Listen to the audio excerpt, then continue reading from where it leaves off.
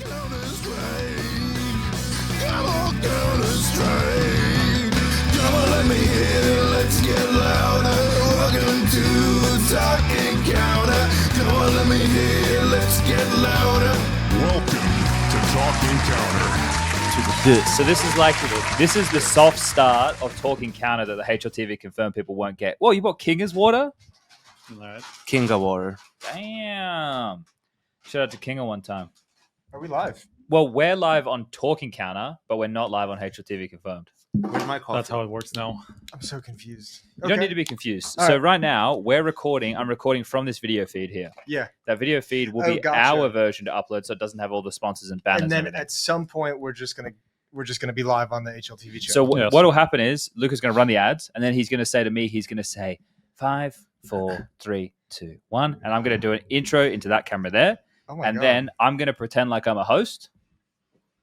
Wow, that must be Our nice. podcast doesn't have a host. Well, Our broadcast isn't supposed to have a host, but that's how. that's going on Talking Counter. Here's the thing that I want to say. I have stolen a segment idea this evening, Ooh, good but for I'm you. happy to tell everybody that I stole it, Okay. as opposed to acting like But- I came up with it. Are you From happy? Yes. From a podcast duo known as Hamish and Andy. okay, Okay. your boys, yeah. They're giving you a lot of ideas over the years. Yeah, they're very Yeah, funny. they're helping you out. But their version of the idea, which I don't want to get into just yet. Yanko, do you want some more? It's all right. I can We're give you. fine. I can give you a little bit more. We're fine. Yeah, all good. HLTV viewers could never handle these kinds of The technical bars what? difficulties. Lucas? You don't know Lucas very well. Oh no, it was more just like because you don't understand the cable situation right now, Lucas. My bed is fucking thrown up against a wall at the moment. So yeah, it could be better. It could be worse. Yeah, it's just the way life is. So the Talking Counter people get the gift of that exchange. They get all of That's this. like the peek behind the curtain of I don't even show know if they'll business. be able to hear Lucas. Probably not. Probably not. I would assume no. Well, Which is good because It Lucas depends says on- some wild shit. it's true. Yeah. He is Danish. He says some Yeah. wild shit. We all know. We've all been around pimp. We all know what Danish Nico said before. Yeah. Yeah, it's definitely because he's Danish, by the way. All right, intro's rolling, guys. Okay, intro's so if you going. got anything you want to say, got 30 seconds now. This is the last 30 seconds that HLTV I- confirm won't get. I just wanted to apologize to your chat for not bringing my headset to also wear on my head. I have to do this to listen to Lucas. Unfortunate. I don't want to say anything. I have only bad things in my brain right now. I don't want to say them out loud. You only have bad things in I your have, brain right yeah, now. it's like the only like I'm thinking like what should I say? What should I say? And it's all the things that you shouldn't say. So I'm just gonna chill. Okay, cool. What's up with Guys, we're getting ready. 5, 4, 3. Ladies and gentlemen, boys and girls, Counter-Strike fans around the globe, welcome to HLTV Confirmed X Talking Counter. And that's the greatest reception we've ever had. Quick shout out to our sponsors, One Expert, remember to gamble responsibly, and Skin Place. If you're looking to sell some skins, head over to Skin Place. We've got Striker on one end, representing HLTV Confirmed, and myself. I'm like 50-50. I'm like Two-Face from Batman. And Jason and Yanko representing Talking Counter. And I'm also representing Talking Counter. Yeah. So you are outnumbered by 1.5 people. Yeah. I am feeling like I've infiltrated the competition a little bit. Well, you're wearing a Counter-Strike t-shirt, which we can respect around It's here. a really Jason- good start. There Yeah, you go. Jason has a Counter-Strike hat on. I do. What Counter Strike stuff are you wearing, Aniko? Underwear? This is Socks? my bootcamp place. There we go. I'm representing. Um, He has the headset. Thongs. yeah, they're Counter-Strike. yeah. Those are leather wrapped thongs. I had my beard trimmed by the barber that ESL paid for, so in a way, Counter-Strike got me that. There we go. That counts. We'll Yeah. count it. I am happier with the beard trim because it's less bushy. I've been going to the same barber for a long time, Yeah. and then recently I've had to go to different barbers because I haven't been home, and they've been taking more off, and I'm happier. Okay, so you like a little bit more, like the lawn mode a little bit more. Yeah, I Yeah. feel it was too bushy before. Jason likes the bush. Who doesn't? I do. Lots of bush in Yeah. Australia, Jason. What's a bush in Australia? No, lots of bush. Oh, there's a ton of bush in the Australia. You guys have the biggest bush, I think, of the whole world. You've been in the thick of the bush I've before. been way deep into the bush. He got lost in the bush one time. Now, Found just, my way out though. just so everyone is aware, we're doing this live and direct from my hotel room in Katowice, Poland. Prof was on Prestigious location. vacation. He's not here, but Striker, you're here Yes. covering everything for HLTV, HLTV as you normally would. So we've combined forces. Why are you laughing, motherfucker? I think it's funny. There's a lot of intersections going on. It's cool. Well, what? I'm excited by the collaboration, dude. I'm just happy to be here. Wow. Okay. Well, thanks. Okay. What I want to do is I feel like there's been a big breakdown in communication between you guys. I'm just like, I've come in and I've just gotten a peek behind the curtain Actually- of what talking counter normally is, where everybody's late. Yeah, People just decide last minute. Not everybody. 2 of the 3 were on time. All it's right, true. fair enough. Jason was Jason late. is not 100% today because like the sun is down. He I didn't feel get great. a buzz going. It's literally just coffee here, guys. It's 7 p.m. I he's know having a coffee. talking counter viewers are gonna be, I've they're got not a- gonna believe this, but it is only coffee. So he's like, he didn't get his medicine today. I I got was gonna Premier say, games like, to what? win. Imagine a world where you're effectively hating on him for getting coffee at night instead of booze, which is just like, Welcome to my life. Who Yeah, gets Striker. coffee at 7 p.m.? No one's sane. It's not true. I've seen both of you drink coffees after dinner at 9 p.m. Yeah, What? but they're like at an Italian restaurant. Oh, sure. So now there's qualifications. And for there's when I'm a allowed there's to a have coffee. ice cream scoop in it. It's called affogato. Is this the segment of Whoa. the show where we just inspect my life? I just wanted to have a coffee. I'm a grown adult. Well, we're starting very talking counter, but we'll soon go very HLTV confirmed. Don't you worry about that. What I want to do is I want to get through some of the recent happenings, and the recent happenings all seem to be around the VRS, and that's perfect that Striker's here because he can answer all the questions. The two of you normally ask me, and I pretend like I know, but normally I just get all my information from Striker. That's why I feel like when I ask you these questions, I feel like I'm actually asking Striker. I'm just hoping that you're like the go-between. If You there's bring- a long enough delay between when you ask me the question, if it's via text, and me giving the answer, normally I've double checked with Striker. Dude, I like Alicia's tweet. VRS takes a Harvard degree to figure it out. So Yeah. do you have a Harvard degree? I do not. Then I we're don't have a fucked. degree at all. Okay, well, shit. Fuck degrees. Actually, no. Study, guys. It's probably better Yes, than what we sir. all did. No, but let's get stuck into this. All right. Let me get my clickies going on here. So the VRS early impact is what everyone is kind of working through right now. Everyone's understanding. Well, maybe not understanding it. Everyone's seeing it unfold. I don't think sure. anybody understands it. No It's one, really just no one there, understands so- it. But it is starting to unfold, right? We saw the points that came out with Bounty. You had the spreadsheet with that, and then people are seeing like the invites coming forward for Cluj and teams who are skipping, and there's a whole lot of conversation at the moment coming out of the tier 2. So this is kind of all going to meld into one. But I guess we just touched on the early impact. Everybody's confused. Are you less confused than everybody else?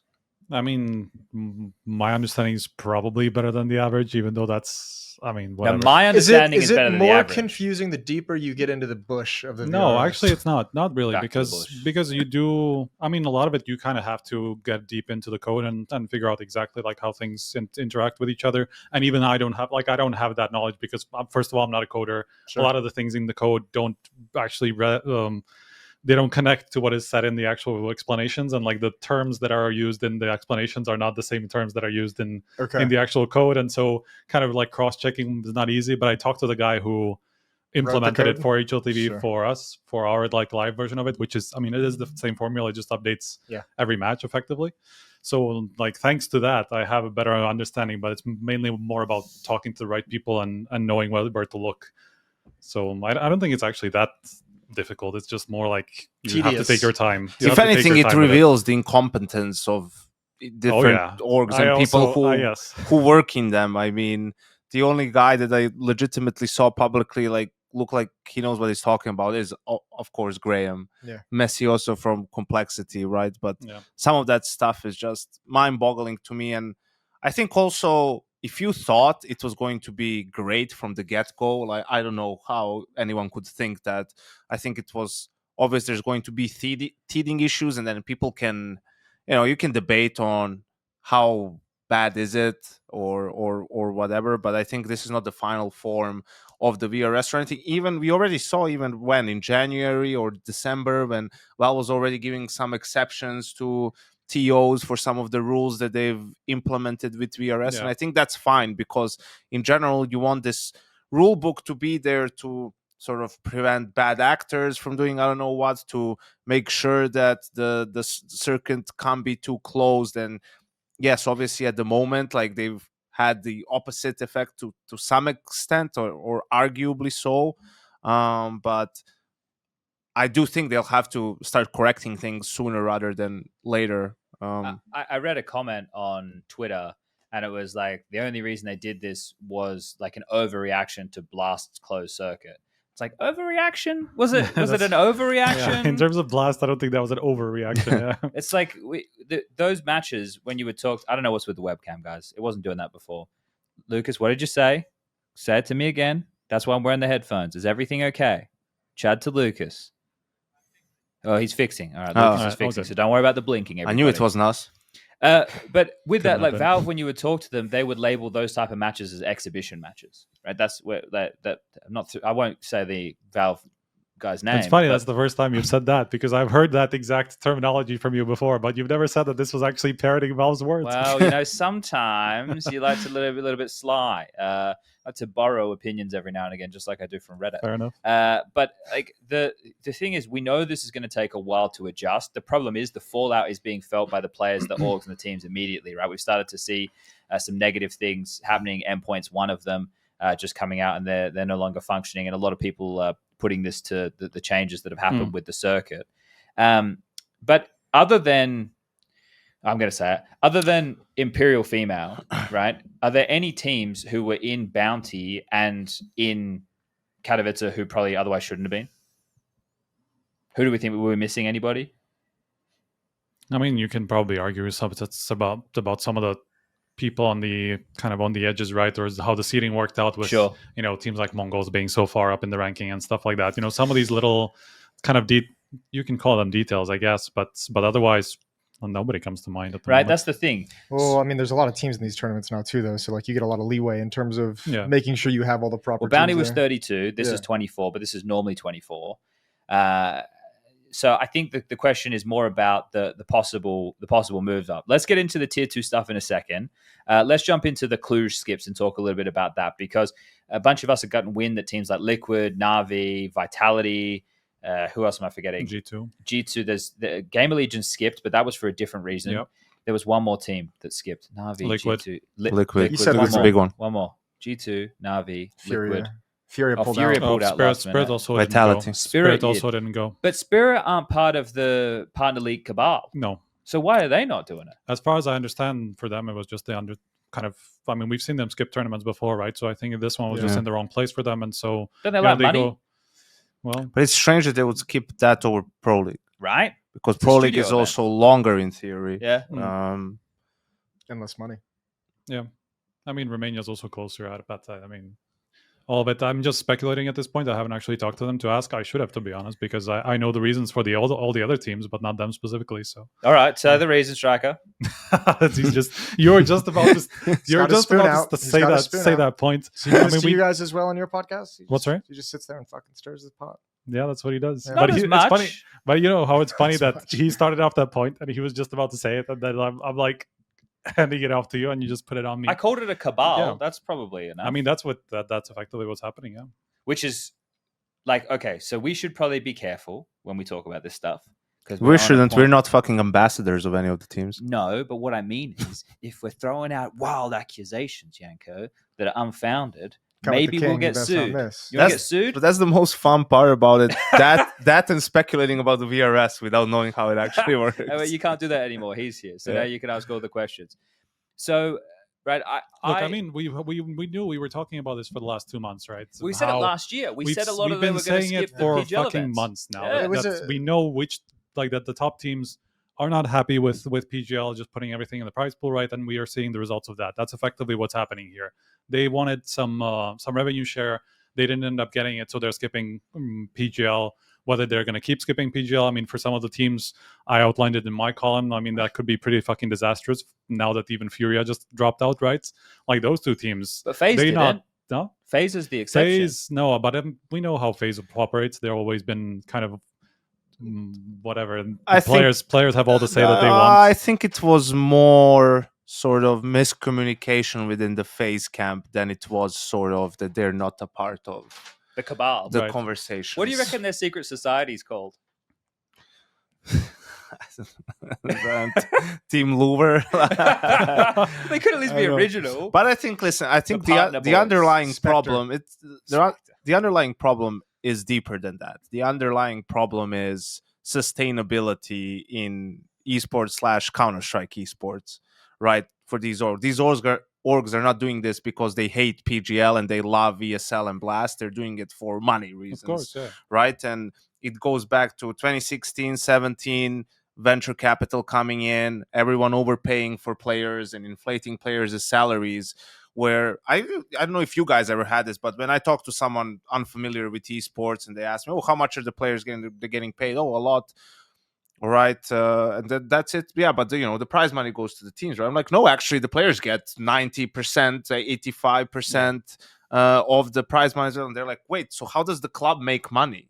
Like, that's a very good That's question, a good question, right? right? So, and that's what Silvio said in his tweet too, where it maybe feels like either the salaries are too high for the players, or you can't have it both ways, right? The stickers are a different conversation. They have their own private stickers for the majors as well. And I was always for, even when I was coaching, it was a little bit difficult when players have such a high base salary regardless of your results.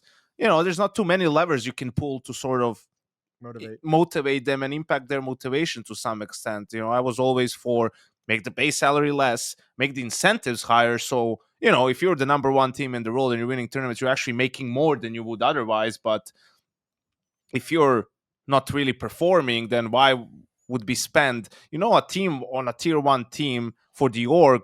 That's like a couple of $1 million a year just on salary. And you think they get that much back through even the some of the rev share or the prize money or the stickers? I mean, especially this year after we've kind of had this sort of a movement. I mean that's part of it as well. I mean, of course, stickers terrible. Also, Copenhagen weren't that great before that, and this was just kind of a continuation of the trend, right? So that's part of it. But also, I mean, we had Messios on the podcast, I don't know, 2 months ago, 1 month ago, something like that. 2 months, I think. He was effectively saying, first of all, more people get a share of the pie, and the pie is smaller. So like, there's less money going into the kind of whatever the incentive structures effectively that from both ESL and Blast, and then PGL not doing none of it, right? And so how does that affect the organizations who, as you say, have to pay whatever $100K at the minimum in just salaries every month, so like it's obviously going to be difficult. But I mean, I had some crazy conversations recently about this, man. Like, it's just like the level of lack of self-reflection about the fact that the organizations were the ones who got us to this position in the first place, and them saying like, but how can we pay for these salaries? I'm like, you were the ones who gave them those salaries in the first place. It's hilarious how they can gang up to when it comes to TOs and attending tournaments, but they can't do that to sort of say, hey, why don't we stop paying these dudes so much, the exact same point like yesterday, man. It's just we can easily blame Call of Duty for this. Oh, it's great. Come on, Jason. It's easy. We can blame Call of Duty because it was the COD orgs that came in 2016.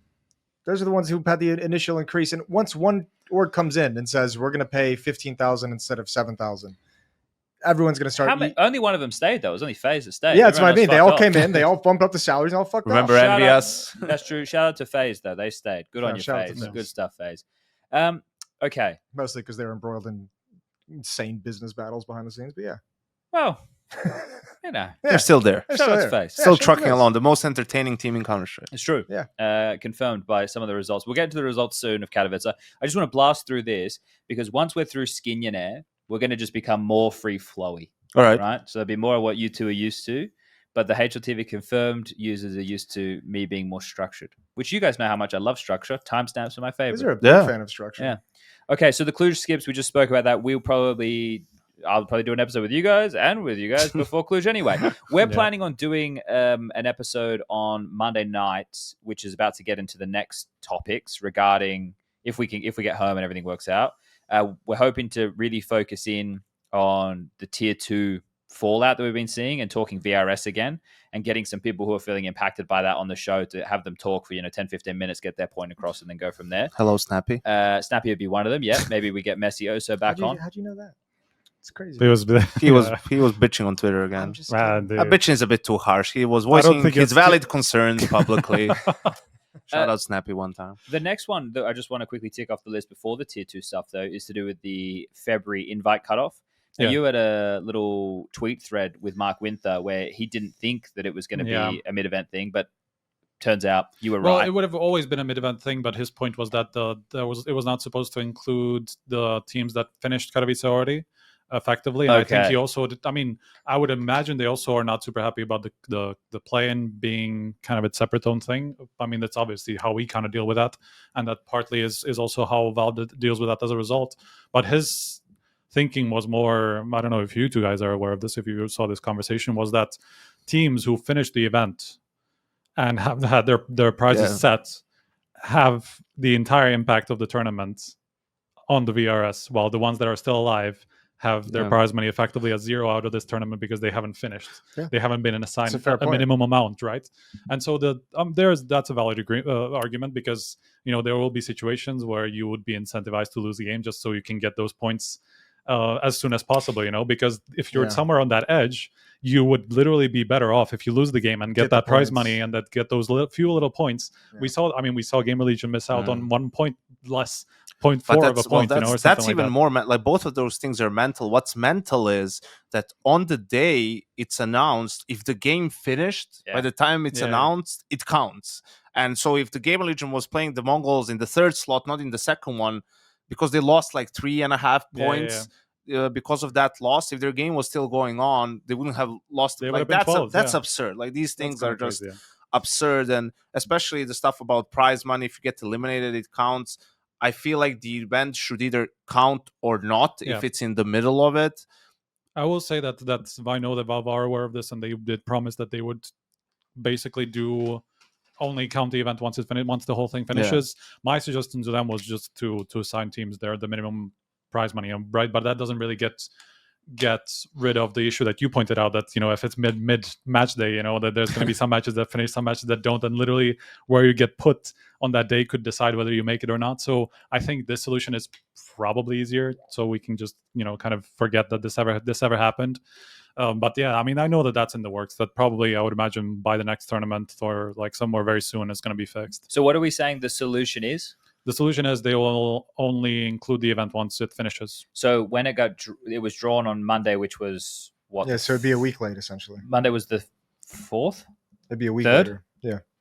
Yeah. So 3rd, I think. But when it was drawn on Monday the 3rd, any results from Katowice would not have counted. Yeah.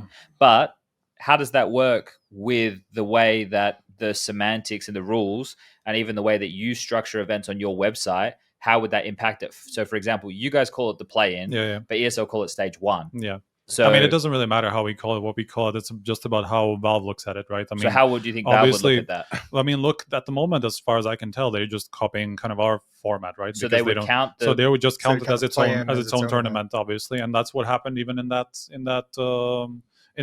last update. Whether that's going to be part of that solution, that I'm talking about, I'm not actually sure.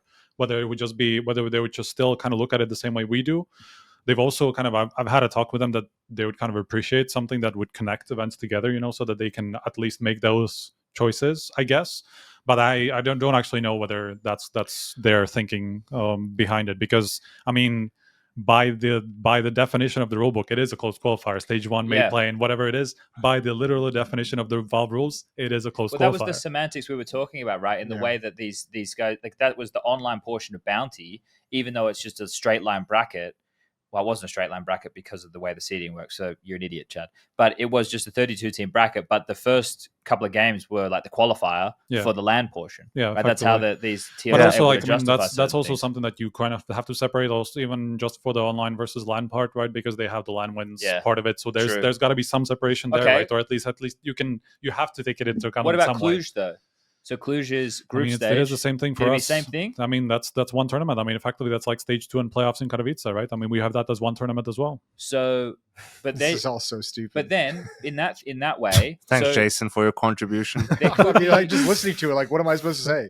This also, our entire scene is set up on technicalities of what words you use. But there could be it's not even. But it's not actually because it's not, because the way we deal with it is like whatever. Of course, I mean, we have our own reasons behind it. Part of it is ranking. Part of it is just having stats, having it separated by stats. Like what we do with it has nothing to do with how we think it should be dealt with on the VRS. We just do it for our own purposes and all that stuff. Of course, like for usability and whatever, it's probably better if we just have it in one place and like everybody can just click on one tournament and it all shows the play into the context filter. That's always fun. Yeah, exactly. Like that, those sort of things. Like from my perspective, like we might as well just kind of connect it in some way, at least, right? But how we deal with it, it's not like our opinion on how everything should be handled. I was just going to say though, should it be broken up more then? Should it be broken up into like once the group stage of Katowice ends, or once the group stage of Cluj ends, then we break it up, and now that's like separate from playoffs? But I don't see why, because at that point you have everybody, all the teams that have been invited already taking part, right? So you've already, that's not like in no way is that a qualifying part or anything like that. Of course, you can call it a qualifier for the playoffs, but it's not. But you have like that whole thing. You've activated my trap card. Of course, and I mean I know you can, but at that point you have all the teams participating, right? That's not the case for Katowice. That's not the case for the second stage of the major now even. So that's effectively how it is. And I know that people have been like, yeah, but opening stage of the major is then a close qualifier. I'm like, well, technically it is. The open so stage 1 and stage 2 are effectively, I mean, yeah, it's weird because it's like close qualifier part 1, part 2, whatever. I don't know what you want to call it, but it is not the main tournament even in VOB's eyes. I mean, clearly because they don't put everybody in the same stage, right? They don't put everybody starting from the same point. And you can even see like the logic behind it is that kind of it eliminates a lot of useless games, right? I mean, you just don't have a lot of those super lopsided matches between whatever Spirit and number 32 on the ranking, that's 99% of the time is going to go one way, right? And so that's how they've structured the major, and you can see the reasoning behind it. And so even in their eyes, to some level, it is a qualifying part or playing part. Someone in chat has made a very good suggestion. Malpa SCP has said semifinals are just a qualifier to the finals. Yeah, exactly. But yeah, where do you stop? I mean, I think it is kind of nice separation to just have it whenever you have everybody starting at the same point, then that's the main part of the tournament, right? I mean, I think that's entirely logical, and that's how we've also dealt with kind of identifying what the major is, right? For us historically, at least. I mean, we've changed that terminology in some way because everybody just calls them the whole thing major now. We just had to adapt to that, but that's just how we look at it. How did we fuck it up so hard? Why are we running tournaments with 24 teams? And like, actually, we're not running that. Actually, that's, I guess, the point. We don't have a 24-team tournament. We have multiple 16-team tournaments, right? It's like, which is so silly. And it's all because of the fucking Swiss format, bro. And instead of just, we could have everyone play at the same time if it were a different format. No, you could have everybody play at the same time with 32 teams as well. That's true. Yeah, you could. At the major, at least. I mean, of course, logistically, or we could difficult, also not have 16 playoffs. 16, not 16. Yeah. But that's more skipping, right? Like, and that's fuck it. Yeah, fuck it. I'm joking. Get away with it. Yeah. Well, okay. We don't do format talk on this show. Well, actually, no. We do format talk on this show, but we don't do format talk on the other show because he starts to get drunk. Yeah, dude, just don't do format. So we'll stay away from the formats. All right. But yeah, we just discussed some of the particulars with that cutoff, the solution that they could have, and the problems that have come out because of that. Okay.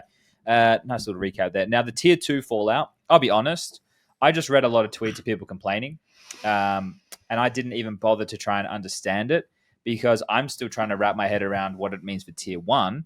But it isn't a lot of the things that we already thought were going to be problems. It's going to be hard for tier 2 teams to move up. Didn't we? Like we thought the NIP NIP last year. Yeah.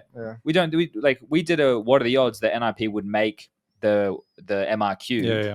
And those odds are pretty low. Like, I don't know how they're meant to get there within one season. Yeah. Maybe for next season, you have to win a qualifier and then play in a big event and get good results. But that's not big necessarily tier 2, right? That's teams starting entirely from scratch. Of course, they kind of went around the system, right? And they used the whole standing thing with Jackson situation, and kind of cheated their way to a core or whatever wildcard invites, right?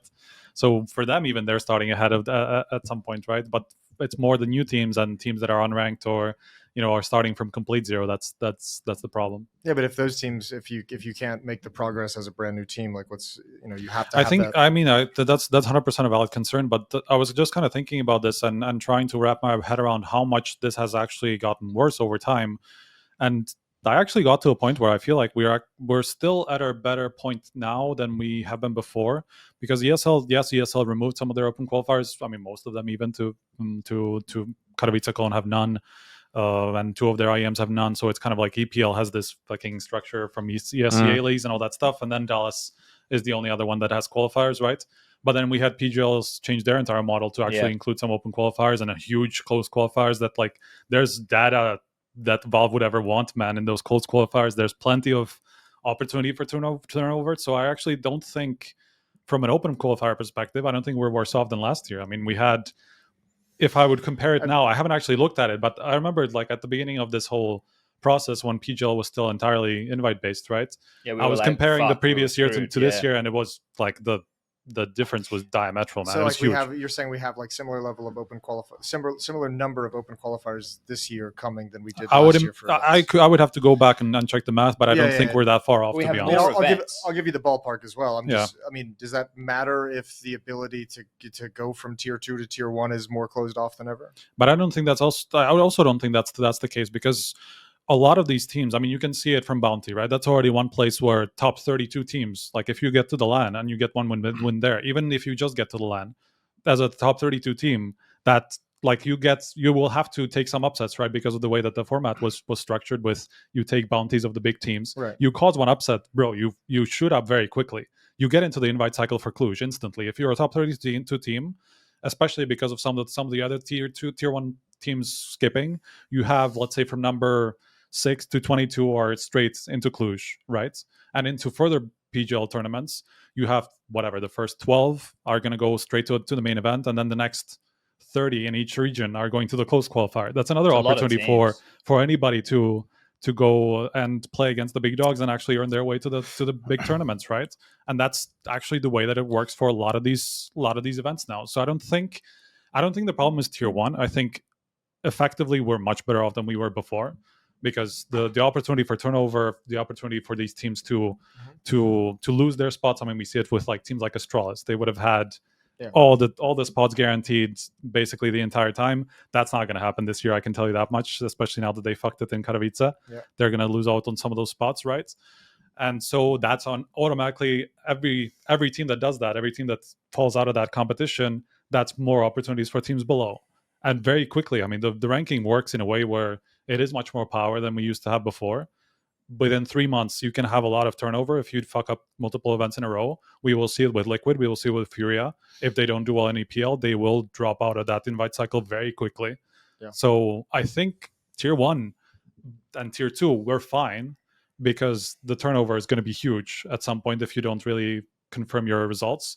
Top 5 is always going to be fine, but anything below that could be a lot of changes, Yeah. So I think it's the tier 3 new teams, new cores, kind of the open qualifier. I can at least understand where the problem is, because of that lack of data, lack of opportunities, maybe to move up. It feels like the issue is not so much like whether a team from nowhere can make a tier 1 event. Like, you have opportunities. I just think for these orgs relying on having to make open qualifiers to attend these tournaments and then obviously getting some upsets and moving up in the rankings, I think that's what they have an issue with, that with the restrictions, that VRS puts on someone like CCT, then is does their business model change then if they have to run it? Changed though. Like, CCT runs the exact same format that they have before. Nothing's changed, just the fact that they are forced to invite certain teams, right? Well, yeah, that's why teams is the big one, right? That's if anything, we are actually in a better place, because they're not shadow banning teams that whether they were deserved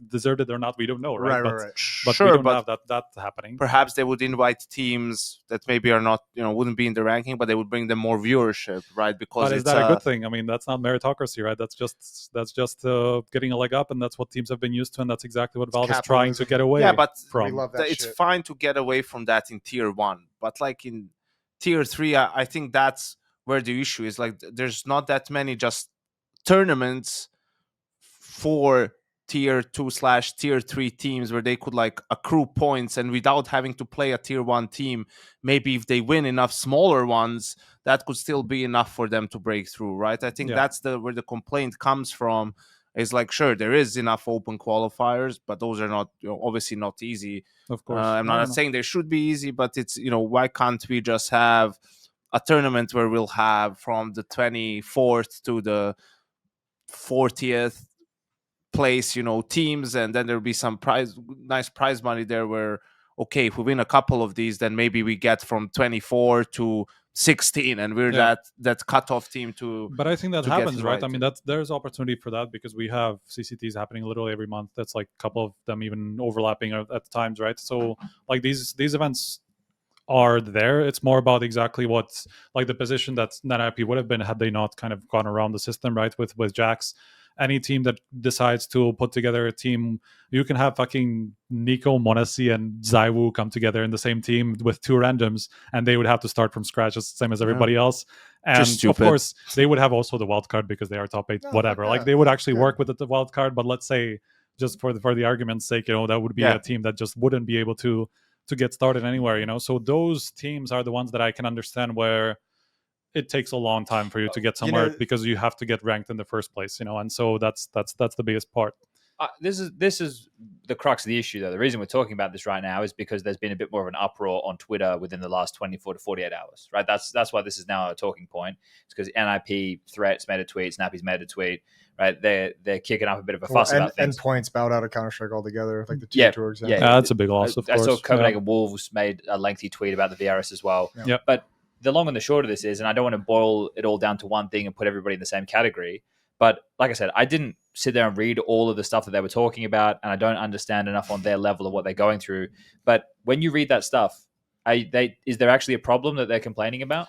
I think, honestly, a lot of it is kind of an issue of what happened at the start of the year where CCT and Yella just didn't comply. They got the rank status pulled. I think that's a big kind of point that everybody's making, that they can't play in anything ranked. They would have been able to if the TOs just did what they were supposed to, and they actually hosted the tournament as they were supposed to based on the rules.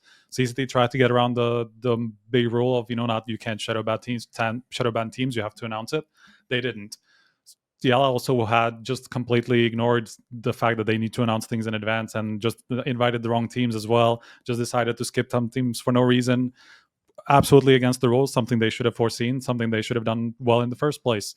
I understand, not all of the TOs have the same access to Valve and to check certain things, but a lot of these things are very simple. I mean, you just can't skip invites. You just can't decide which teams attend your teams. That was actually the most clear factor of the VRS. Exactly. And so if that didn't happen, then we would have already had tier 2 events happening for teams up to like top 50, let's say, so that already by that point they would have had plenty to play, and more CCTs are happening now. The open qualifiers for Dallas are coming up. Close qualifier for Dallas is coming up. Risings are happening now, where that's into the Blast Opens. Yeah. Close qualifiers for PGLs are going to be coming up soon, So there's at this point actually it's not that bad. There's no problem. Well, also no disrespect, but when the fuck did Copenhagen Wolves or Endpoint qualify for fuck all in the last 5 years? They made one Pro League, which is where we saw Nerds for the first time. And, ended up did pretty well for himself. So it's, you guys are complaining about the road is much tougher for you to get to somewhere where you've never gotten to before. Well, let's also highlight the last 5 years were like 2 years of COVID where everything was extremely locked down. And then we still had the Louvre agreement, the Blast agreements, everything was extremely locked down. Well, it wasn't extremely locked down. That was part of the issue of creating this VRS was to open that back up. As the number one ESO show, correct yourself, Blast was extremely locked down. ESO was not. ESO was still relative. It was a little bit. No, it wasn't. Yeah, it was. There's avenues to get in. There was shitloads of avenues to get in. But let's not act like regionally. It's not a little bit locked And region. No, of course, I didn't say it wasn't a little. You said extremely. I'm pushing back on the word extremely. Okay, fair, sure. Let's say half of it. Words matter, Jason. Sorry, I clumped them together. We're in the semantics era. Yes, apparently we are. Right? Tournaments and analysts alike. Really important. But yeah, just to get back to my point though, I think had that not happened, we would really be in a place where the biggest problem is the teams that are just starting from nothing. Because for those teams to get ranks or to get into matches that are ranked is very difficult, because you effectively do have to start. You have to play through open qualifiers. We don't cover all of them. I think this is something that I will actually get into as well at some point. We don't cover all of the open qualifiers. Obviously, we can't fucking cover 1,000 team brackets and whatever. We only cover them from a certain point. Some of them we don't even at all, because just we have to prioritize in some way, right? So those don't really turn up on the ranking. And then, so where do you go? You have to go through an entire open qualifier to even get into the close qualifier, which we will then cover. And you're going to play 3 games there? You need 10 games to be ranked, right? So that's the problem. That is where I understand 100% every organization that wants to come into the space and they're like, okay, I'm going to pick this player, but this player, that player, because I like them and I think they will work. It will take you an entire season at least, maybe even just to get ranked, unless you really just blow up from the first place, and you just go through from some open qualifier, you go straight to some LAN, you do well enough there to get some points, right? And instantly you're going to be on the ranking. You're going to enter at least the tier 2 circuit, if not already the tier 1, Sure. if you just blow up from the beginning, right? But if you want to be somewhat consistent, it's going to take you fucking forever. It's going to take you a long time. Buckethead, and Buckethead's a trusty man. All right. He says only 15 teams signed up for the North American Blast Open qualifier. Yeah, that tells you something too, right? NA's dead. Well, I think they had an issue with the Asian one as well, didn't they? Like you could only sign up for like their Asian Open qualifier if you had like a mainland Chinese number. So a bunch of a bunch of teams couldn't actually sign up for the qualifier. I didn't see that. So What's I that guess got to do with North America, Jason? Nothing. Why are it's you just the evading same- again? It's the same situation, just a different region. That's why I brought it up. Yeah. It's not the same. There's no restrictions for NA. There's just no teams. Nothing's preventing people from signing up. Yeah. Okay. But you don't need a fucking social security number to sign up for an NA qualifier. just an I don't asshole know. tonight? Why No, does it's this today. happen? Today it's all about- You're What is this? very vulnerable at the moment. Why? Well, you've been forgetting things. You've been rocking up late. You're having 7 p.m. coffees. When was your last checkup? I don't know. I don't know what This this is gang. unreal. You guys can do this this is without me. ganging I'll up on leave. you guys. It's fine. I'll go play some Counter Strike. Wow. No, you can't. You guys going out for dinner. Well, I don't have to play with Hugo. Okay. Well, that's true. But sometimes it's just fun. I thought he wanted to be here. Yeah, me You're too. just. I did. Yeah, about you're the little guy this 15 time. minutes I don't know ago, what and happened. Now I Where's your don't even watch? want to be here. So let's You rock. forgot and your roll. watch as well? That's okay. Oh man. So look, we're gonna do. We're Sick. gonna try and do an episode. Jason, it's all right. Take a deep breath, okay? You see, All right, you, here's- you here's wish that one- was here's an one more Irish thing coffee I'll say right about now. this. Did you Okay. bring the whiskey? Boys, can we do the show? Here's one more thing I will Fuck say. is Right. happening? I don't know if you wanted to pass on whatever. Obviously, like there's a problem that we are a bottleneck. We, as in, I will refer to we as HLTV because We knew it. We've been saying it for years. right. Because exactly whatever is not on HLTV is not going to end up on the VRS, right? And that, like, obviously we can't be held responsible for that. We have our own priorities. Fuck off, Chad. It feels We like you're cannot. making yourself We cannot. responsible right Wait, now. what? Valve take their data from them. Really? Where else they get the data from? Their fucking Valve is their game. What do you think they're monitoring every game of Counter Strike on private servers? No. This is a massive revelation to people. I But- guess I thought But still, this was kind it's of like, how is that reasonable to expect like a private company to do your work for you, like sort I of, don't know. or for it to be in their hands? I don't know, man. At least pay HLTV some money to hire more people Maybe so they have do. more You staff. don't know. they don't. Why do you I think can I'm tell on the you. payroll? I can tell you we're not getting anything for this. Well, so you let's guys, just say that. we've learned a Yet. lesson lately. We've learned a lesson. You shouldn't do work for free. Yeah. There you go. Let them squirm, striker. Well, Yeah, we're not doing let it that, burn, but that's striker. exactly my point, right? Like, we're not. I mean, we are doing some work on top, but that's more like in just for kind of ensuring that the circuit functions as it was intended to. Because, like, obviously, we had to check a lot of these kind of invites, right? And that was more from a concern, from a perspective of concern for actually upholding what we set out to do with Sure. with the rules that Wait, were I'm put sorry. in place, right? Because I need some Okay, further go- clarification. Take your right? time. Take your time. So, like, a qualifier is, it's a ranked event, it's a qualifier, right? Yes. But unless you guys are covering it, It's not they gonna don't end up know on it the VRS. happens, Yes. and then it's not included in the ranking. Yes.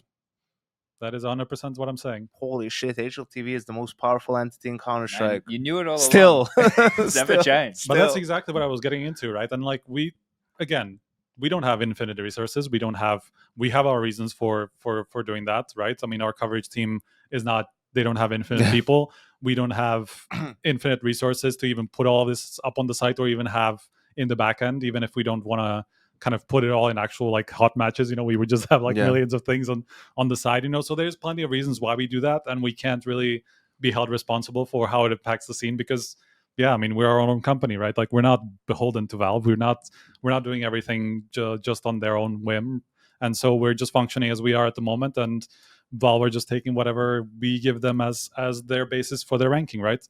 But that effectively, I think, is where the crux of the issue is about a lot of this data issue and a lot of the teams complaining that they can't get enough ranking. I mean, Snappy was talking about it. They played, I don't know what it was, 6 games in the open qualifier. They won all of them. They played some pretty decent teams along the way. It was like top 50 to 80 maybe teams or so that they played along the way and beat. And, that would have been data for the ranking that they never got. They would have been ranked by now because they're still not with their own lineup because they just haven't played enough matches. You have to have 10 matches to be ranked. So that bottleneck is part of the problem, and that's just something that I think down the line Valve will probably have to adjust and find other ways to get all this data, whether it is just coming to the TOs and saying, okay, just give us all the demos and we're just going to parse our results from all of that, like once your tournament finishes, like you have to like putting that in the rules as well, like, okay, you give us all the demos, we're going to parse out all the results, and that's what we will use for the data for the ranking, right? Because that's going to increase the amount of teams that even get ranked in the first place, that the matches that can tell you, like all these adjustments that come into place based on who beat who and all that stuff. Like that's all very valuable data that they're not getting. Sounds like a pretty good idea how to handle it, to be honest with you. Well, that's why I wanted to address it, right? Because I mean, I've been getting a lot of questions behind the scenes about this, and like people are realizing that we are effectively, again, I don't want to use the word responsible, but it is like motherfucking gatekeepers. To some degree, we like our choices matter, right? But we cannot be responsible for that. So that's a massive issue. I think that will have to get handled at some point once Valve realizes how much of a issue it is causing, really. And then on that bombshell, we're going to have to check in with Jason. Jason, I'm sorry that we upset you. No, I'm good. I just don't know if I'm allowed to talk or if someone's going to have a smart ass comment. No, Jason, sorry, man. We weren't trying to upset you, man. Is it? We want you. We want you here, man. The people at home want you here. You okay? Yeah, I'm good. All right. Cool. All right. I'll get your drink later. If we can recover from this, we can recover from anything. From anything at all. I'm just shocked that Yanko didn't know this the entire time. I'm like, it's been kind of pretty clear. Well, when I said it, I thought that I said something I wasn't meant to say, and I was like, oh no, it's over. I thought that was known, or wasn't that like kind of announced? Well, remember when they have the little line. They've had that in the first place, that they're getting all the data from us. So. But remember when they used to have the was it the rank? No, they had the matches in game for a certain point, right? Like they would have when it wasn't right. Yeah, it wasn't just major stuff and stuff like that. They had that was from us. That was from us too. The only people who get access to HLTV's API is Valve. That is nobody else. That's not actually true. I think that some of the TOs are also getting some stuff. Well, you guys had like a bunch of people. I think it just. I mean, scraping is the different. I'm just saying what we're actually giving out for to people. I don't know the definitions of all these different. I don't actually know. To be honest, I don't actually know like who's getting what or whatever. I just know that some were like from TO side and stuff were there for the stats and whatever like that. I think are getting something on the side as well, not just Valve. Everyone likes. Oh, Lucas is yelling. Hello, Lucas. Commercial break, Chad. People can I say that? Can I say that? It doesn't. Yeah, you sure? That's on you. He said contact sales. I was just saying, like it's definitely coming through the mic, man. Like there's no. He said you can buy access to the API, just contact sales. But then he says it's expensive. Oh, to some degree, I guess you can. I don't know. I mean, for some. So now you're just selling for HLTV. But that's what he just told me that. I'm repeating what he said. Right. Sorry, guys. We have a guy on our Discord who wanted to set up like a live VRS sort of tracking thing for teams. Okay. He was just trying to find data. I don't know. It's a lot of technical speak that I don't know, what it means, but hopefully something. But I mean, that's why we can do the live version of the ranking, because we have all the data. We have all of the data. Okay. Well, like I said, we're going to talk more about the tier 2 fallout and whatnot. We'll get into the different angles at a later date. We've got Katowice to talk about. How long do we spend on this? Like 45 minutes. That's okay. Right. 45 minutes isn't bad. What we're going to do now is... You ready to contribute? Yeah, yes. I don't know. Yeah.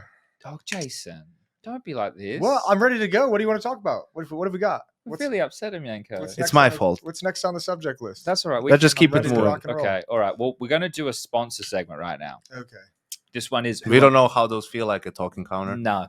This is going to be Who Wants to Be a Skinionaire? And this one is brought to everybody by Skin Place. Last time I did one of these, I did really good. Now, the two of you will be contributing for these answers. Are you happy to take the task? You can either go one question at a time, or you can work as a brain trust. It's up to the two of you. We've got a lot. It will be very embarrassing for the both of us, but we'll give our best. Okay. So for the people in chat right now, type Skin Place. That'll be your raffle ticket to enter the draw to potentially win a $50 voucher for a skin. Otherwise, it might be less than 50. It depends on how many questions they get right. All right, Skin Place in chat right now. Gentlemen, are you ready to get this thing underway? I will let the everyone subject know. matter is Katowice history. Katowice history over the years. Okay. Oh, you know the subject matter? It's on the screen right there. Okay. Okay, I need to. That LASIK doing work. All right, here we. He was just about to poke you one more time, and you're It like, feels like I'm here, like I'm just a make-a-wish kid who's here, like has no idea what's going on. Who's like, oh, HLTV is doing this for well. Here we go. God dang it. Who wants to be a Skinionaire? Brought to you by Skin Place. Question number 1. How many Katowices have been majors? 2, 3, or 4? 14, 15, 15, and 19. 3. Locking in B, 3, and the correct answer is. Did we have to like sort of drag it out? No, or it's no? fine. Oh, no, it's fine. fine. It's not like a DHL segment. We don't need to Actually, reach, this is don't need to reach the break call. This is just a quiz, and I am the king of those. So Yeah, let's you're go. fine. Okay. Okay. So first, correct. Question number 2, coming in thick, fast, and hot. In 2015, Vox Eminor beat one team in the group stage. Who was it? Flipside, Navi, or Fnatic? One team in the group stage. in 2015, you said? Okay. Why isn't Titan an option? That was Cologne. That was the first thing I thought about too. I was at Katowice in 2015. In the group stage, that was There's all no best shot. of ones. There's no shot they beat Fnatic. Right? Fnatic Flipside, won, Navi, beat Fnatic. NIP. Yeah, but this is the group stage. Yeah, Flipside was always playing in those elimination games because they were always that Every ratty time. team that got to the majors and did nothing else all year. I like played that late. logic, but I don't know if it's Navi true. was a really slow-paced tactical team, and Chad did not have the brain to beat them at the time. Actually, harsh, harsh but fair. Later on, he got some. Flipside or Navi, you think? Flipside's the easy one, but that's the obvious I feel like he one. would. I feel like he would have bragged more about beating Blade one time. Who was on Navi in 15? Seized. Actually, Flaming six at the seconds. time, maybe. Let's just say Flipside, dude. I don't know. Locking in A, Flipside, It's gotta be. and the It's correct gotta be answer Navi. is It's gonna be Navi. Flipside. Okay. It was on cash. That was nice. We Yeah. dumpstered him. How'd you do? Oh, we fucking binned him. It was like 16-3. We gave him the fucking beans. Yeah, you guys were playing in NA at the time, and Cash is an NA map, so you guys had plenty of practice. That's before we became Renegades. Yeah. So I don't know if we were in NA yeah? at that time. Okay. But anyway, shout out to me one time. Question number 3. Katowice first best of 5 grand final was in 2016. That's a fun fact. Who did Fnatic beat 3-0 in that final? Was it A, Luminosity, B, Astralis, C, Envy? In 2016, 2016. it's Luminosity. Yanku, Lock it in. are you happy with the answer that Jason has provided? Yeah, I'm happy. The better game was the semifinal between Navi and I don't know. That final was pretty Luminosity, sweet. and Luminosity because Navi was actually saving those boosts on overpass for the major, and they wanted to win that game so Yeah, bad yeah. they whipped it out.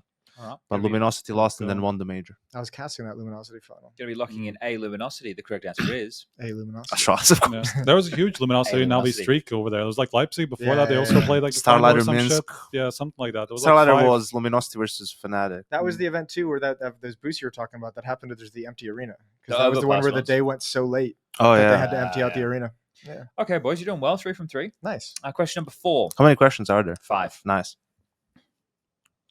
Apex has only missed one Katowice in its 12-year history. What roster was he on in 2017? That's when he missed it. bro. I was hoping Oh, because I knew it was easy. 2017. Okay. What roster was he on in 2017? Envy, Titan, or G2? Was Titan still around in 2017? Wait, Pro League finals in London. That was 2017 There, you had multiple Sure, there, let's no? say yes. or 16. I think 17. It was season. That 4, was the that Shocks would've been- Apex G2 lineup. Yeah. So did that roster change happen after Katowice, or did they get into 2017 with that roster? I don't know. I can't. That keep was up with also the French Dallas roster one. changes. But what was the- What are our chances? What are our options? Envy, Titan, G2. Envy, Titan, or G2? I think Titan was done by then. I think it's Envy or I think G2. Henry was done by then. I think get Titan probably. I think G2 is our best bet. to be honest. 2017. Rock and you roll. said? 20. Okay. Yeah, sure. Going to be locking in C, G2, and the correct answer is Yes. G2. Oh, that's cool. Nicely done. It was an online qualifier, We're back. and they lost. They came 4th place in the online All right. qualifier. Beautiful. Yeah, but that was like they did come together at the beginning of 2017. That new G2, whatever was like when they like put together all the big French Was that names Canyon effectively. Shocks finally playing Yeah, together? Yeah. exactly. Apex and BK and Body, I think at the time it was. That was the That lineup at the sounds beginning. right. Was that the team that was in Dallas as well? Yeah, they won Yeah, Dallas yeah, after yeah. that. Yeah, Yeah, that was also that. You know, year, the I'm Frenchies pretty sure. are also the only people who did won the major in Cluj and Boca, and then went to the major in Columbus and got last place. That's pretty good. Yeah. Nice Nice fun record for fact. them. Yeah. Let's go. All right, Just gentlemen. being nice because you were a dick earlier, but keep going. Huh? Yeah. The 5th and final question for the $50 skin. Who was the MVP of IEM Katowice 2021 online edition? Was it A, Shiro, B, Axel, C, Hobbit? Exile. I think it was Exile. 2021. Yeah, when we were in the pandemic as Yeah, online. yeah, They beat Virtus Pro in the final. yeah. That was when Yakinda was on Virtus Pro. Yeah, it'd be Exile or Shiro, wouldn't it? It has to be Exile. Yeah, I think it's It Exile. has to be Exile. He was a monster. He's a fucking monster. Now you What's get the third? you get Exile, one, Shiro. Hobbit. You get one phone a friend. You can check in with Striker. Striker, ring. I think it's Shiro, but I'm He not. didn't even answer the phone. He didn't even answer Yes. the phone. He didn't even commit to the Yeah, game. man. Sorry, man. Hey, Striker here. Hey, Striker. Hey, what's up? I think Hey, it's we have a Shiro, but question. I'm not 100%, but I'm Shiro. fairly confident. This it's is a Shiro. trap I'm fairly question for confident me, it's Shiro. man. Yeah, I know. You're too I don't want to say I just Shiro remember ever. Shiro has I just feel like I remember Shiro has an MVP from Katowice, and it's got to be that one, right? Lock in Shiro. Oh, Jason, trusting the Strikers. friend. Yanko didn't want to say it, That's so I'm fair trusting enough. the friend. Locking in A, Shiro, and the correct answer is Shiro. 5 from go. 5. The confetti comes streaming down, a bouquet of flowers. The people can't believe it. Everyone's Firm on handshakes their all feet. around. They're shouting, and money is everywhere. Lucas is going to draw a winner. I won't be able to see who the winner is. He's going to probably put it in that bar. But that was a quick quiz about IEM Katowice history from 2014. That was a nice one. Did you put that one together? Yeah. Okay. Of So course, you're you just- can see you're because the questions were difficult. So you're like- just an asshole to us when we're doing it then. No, sometimes I don't know. Sometimes I want them to be hard. Sometimes I want them to be easy. Yeah, you know, it's sometimes. Wait, these were easy? They were easy compared to what I gave them 2 weeks ago. Yeah. If I can bend them over a barrel 2 weeks ago, there was no way they were getting it right there. How would you say that, Yanko? I can't see the letter after K. Can you tell me what's after K? 2 eyes. Lipukituri. Lipukituri. Betty's from Finland. Lipukituri. Lipukituri. Congratulations. That sounds pretty fucking good. I have to say. Lipukituri. To the Finnish gentleman who we think is Finnish and a gentleman. Our people reach out to your gentleman or your people. Not. What? Anyway, that sounded weird. That's Who Wants to Be a Skinionaire brought to you by I did Skin get an Place. extra white chocolate mocha if anyone wants a coffee at You say that 7 now? p.m. Would you have drunk it? Maybe a little bit. Do you want it now? No, now I'm pumped up. Well, I'd drink it so it doesn't go to waste. Okay. I think about the poor children in Australia. Jason. Moses. No gags about who drinks coffee at 8 p.m. when Yeah. he's doing it. Oh, yeah, that's what I'm just thinking in my head. I'm not saying it out loud. But it is Hypocrite. happening. You can say it. Bloody hypocrite. Why am I? Okay. I didn't say it. What's happening? I think he meant him, no? You're talking about me. No, You're him, trying to yeah. bully me. That's Oh, what I I- thought you were Yeah, talking yeah, about yeah, it. There you go. Just We're on back. edge. Back in the You're room. just getting so much badgering I know, today I'm that you're just like, what the fuck did I Thanks, do Jason. this so time? confused by this. Strays left and right. Okay, guys. As I was talking about, maybe this was in the talking counter portion of the show that the HLTV confirmed people didn't see. Not sure. But you know how I said that I have a segment that I stole? Yes. Yeah. So All I'm gonna- let's do it. So the thing is, the segment, you guys are just going to kind of guess the stories based off of these headlines. But I stole this from Hamish and Andy. They're radio presenters turned podcasters in Australia. They're quite a famous comedian duo. And essentially the segment they would run, it was called like Salacious Headlines. And what would happen is they had like a third guy. He was the guy that pressed the buttons, who would be our Rushley, or for example, Lucas in this situation. Yep. And that guy, they would come in and say like 3 good stories that happened, just 3 stories of what happened to them in the week. Like I went to the gym, or I went to a winery, with my wife and some friends, just anything. And then the comedy duo had to turn them into salacious headlines to make it sound more Okay. nefarious than it Okay. was. All right. So I've just grabbed some of the things that have happened over the course of Katowice and I've turned them into headlines. Now, this might be a terrible segment, Could be great though. but let's see how it goes. I don't know I where to like find the out. idea so far. Okay. So you're the one who's turned them into salacious headlines. Yeah. Okay. And we need to guess the story. Or we could just talk about the topic All right, because it let's might talk be about it it. might All be right. pretty obvious. For example, journalist denied, players push back. Striker, you didn't get many interviews. What happened? That one day, man. I don't think I've ever had that kind of a day in Katowice, especially like in one of these tournaments where it's like huge and everybody kind of cares about it. Literally 5 teams declined. All of the ones that I asked for declined. Every single one. 3 of them who won that day. They didn't want to do They it. won and still didn't want to do it. So yeah, I didn't want to put like anybody specific in Name them. on blast. Give us but- 6 teams and we'll guess which 5. But to they be are. honest, like looking at the teams that won, you can probably guess a lot of them because that day I just literally got nothing, and I asked for 5 interviews. Did they give you like a reasoning? No. is That's it like classic We go through PR people, so we don't really get like hear back reasoning. This is most of the also time. like, I'm gonna steal the conversation for Thank a little you. bit, but this is Thank also you for making this the is argument also for one me. I of the don't have to do fucking anything. problems. Like, there's so many of these teams where there's people there that they think the way they justify being employed by the team is like protecting the players from giving like a 3-minute interview, or making it so hard to reach them because they need to be protected to focus on playing. It's like, how are we ever going to enlarge the pie if we don't have the access to the players, if we don't let them speak their mind and like be there and just give an interview, for Christ's sakes? It's like, you don't need to coddle them 24 hours. You don't need to straight after the game to have a team talk, into a shuttle ride together into the prac room to talk, then to have a team dinner, then to have a team walk around, then to have bedtime stories all together with your performance coach. Like, you all need to just relax, guys. Just give an interview here, let the players come onto a couch, let them do a piece of content here, let them do a skit there, let them show their personality a little bit, and who knows, maybe you might have some more fans. Rant over. That sounds pretty reasonable to me. I'm just glad somebody else said it. anyone else want to add anything to that? No, I think he's basically said it all. He said it all. I mean, Okay. it sucks, man. So that I was think that's. had to have been a tough look, day for you. Look, Still again, don't like- let Kassad stand behind you. Thank you. Well, that was my Keep that next one going. salacious Yeah. headline. Yeah. Oh, Analyst steals trade secrets, Sure. which, hey, wait, but we're not pimp. hey, Neither of us Got is, you with that one. uh, Kassad did get all the attention with that tweet. because we got informed that there was a complaint about it, which like I never go out there because I just, and you wouldn't either. No. We never even go out to the studio area. I haven't seen you guys. So like I know it's not about me. So it kind of whittles it down to a few candidates. I mean, it I mean, reminded. there were a few like in a couple of those games No. where we're just like watching, but like you're watching the game, man. So I don't understand like what's the what's problem happening. is, it's just like when it's about to be the end of the game, it goes Yeah. straight from the casters to the desk, right? But we can't watch the game from the couches because the players, It's off. the players because could you see can't, it yeah, as yeah. well. So there's nowhere to what. Actually, there is a place to watch the game where I watch it. It's just a little bit backstage. There's some tech guys who have program screens there, but it's interesting to stand behind the team if it's an English-speaking team, sort of see their comms and all of that stuff. So that's why they're there at that time. It's not that they're trying to do I don't know what, it's just to sort of keep track of the very end of the game.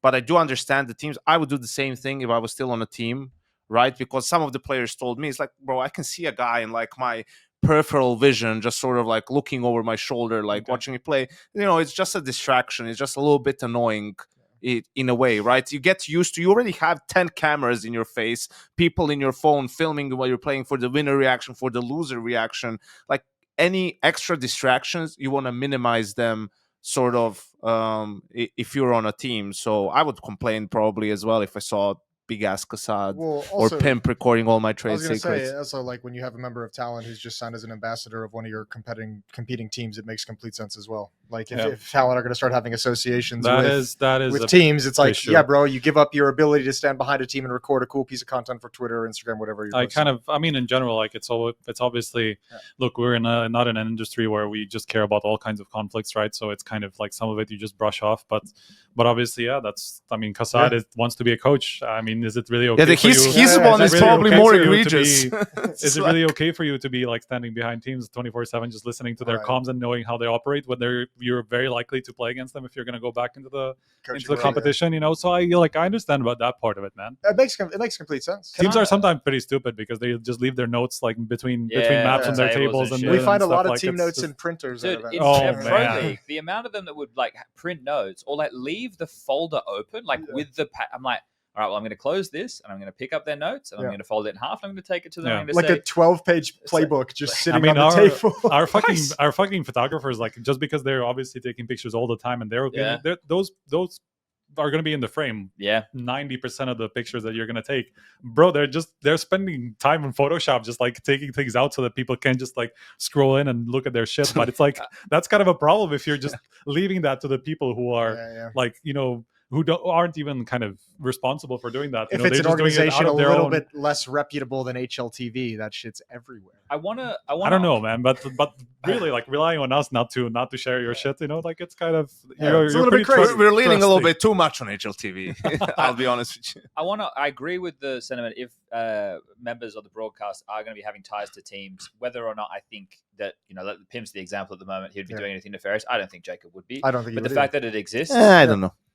the fact that it exists, that's the qualm, right? That it's even a conversation. That's the same thing when we're always talking about conflict of interest. It's not about is it actually happening. It's about could it? the potential for exactly. it. Yeah. And then the one about like the Kassad one, that's another angle. But I want to offer an alternative to this for the players. And if we had signed agreements or something along those lines, which I think, for talent working in an event to say if like, hey, Yanko's going to stand out behind, you're not in the peripheral vision, you're standing behind and you stand out there for a couple of rounds and you're watching the game from that perspective. That's my favorite way to watch a game of Counter-Strike. It is great, yeah. But so my point is that if Yanko's standing behind and watching the game from, I don't know, let's just say Vitality's perspective, and he's watching how like a round unfolds, and on the cast, the way that like me or Jason would have portrayed it is like there should have been this information, but maybe they didn't comm something, or maybe they comm something bad, and then Yanko catches that, right? And then Yanko goes into his death segment. He's like, nah, look, like they made the wrong comm. Like that guy, he made the wrong play, but Apex said 3B and there wasn't 3B, right? Like that angle of it,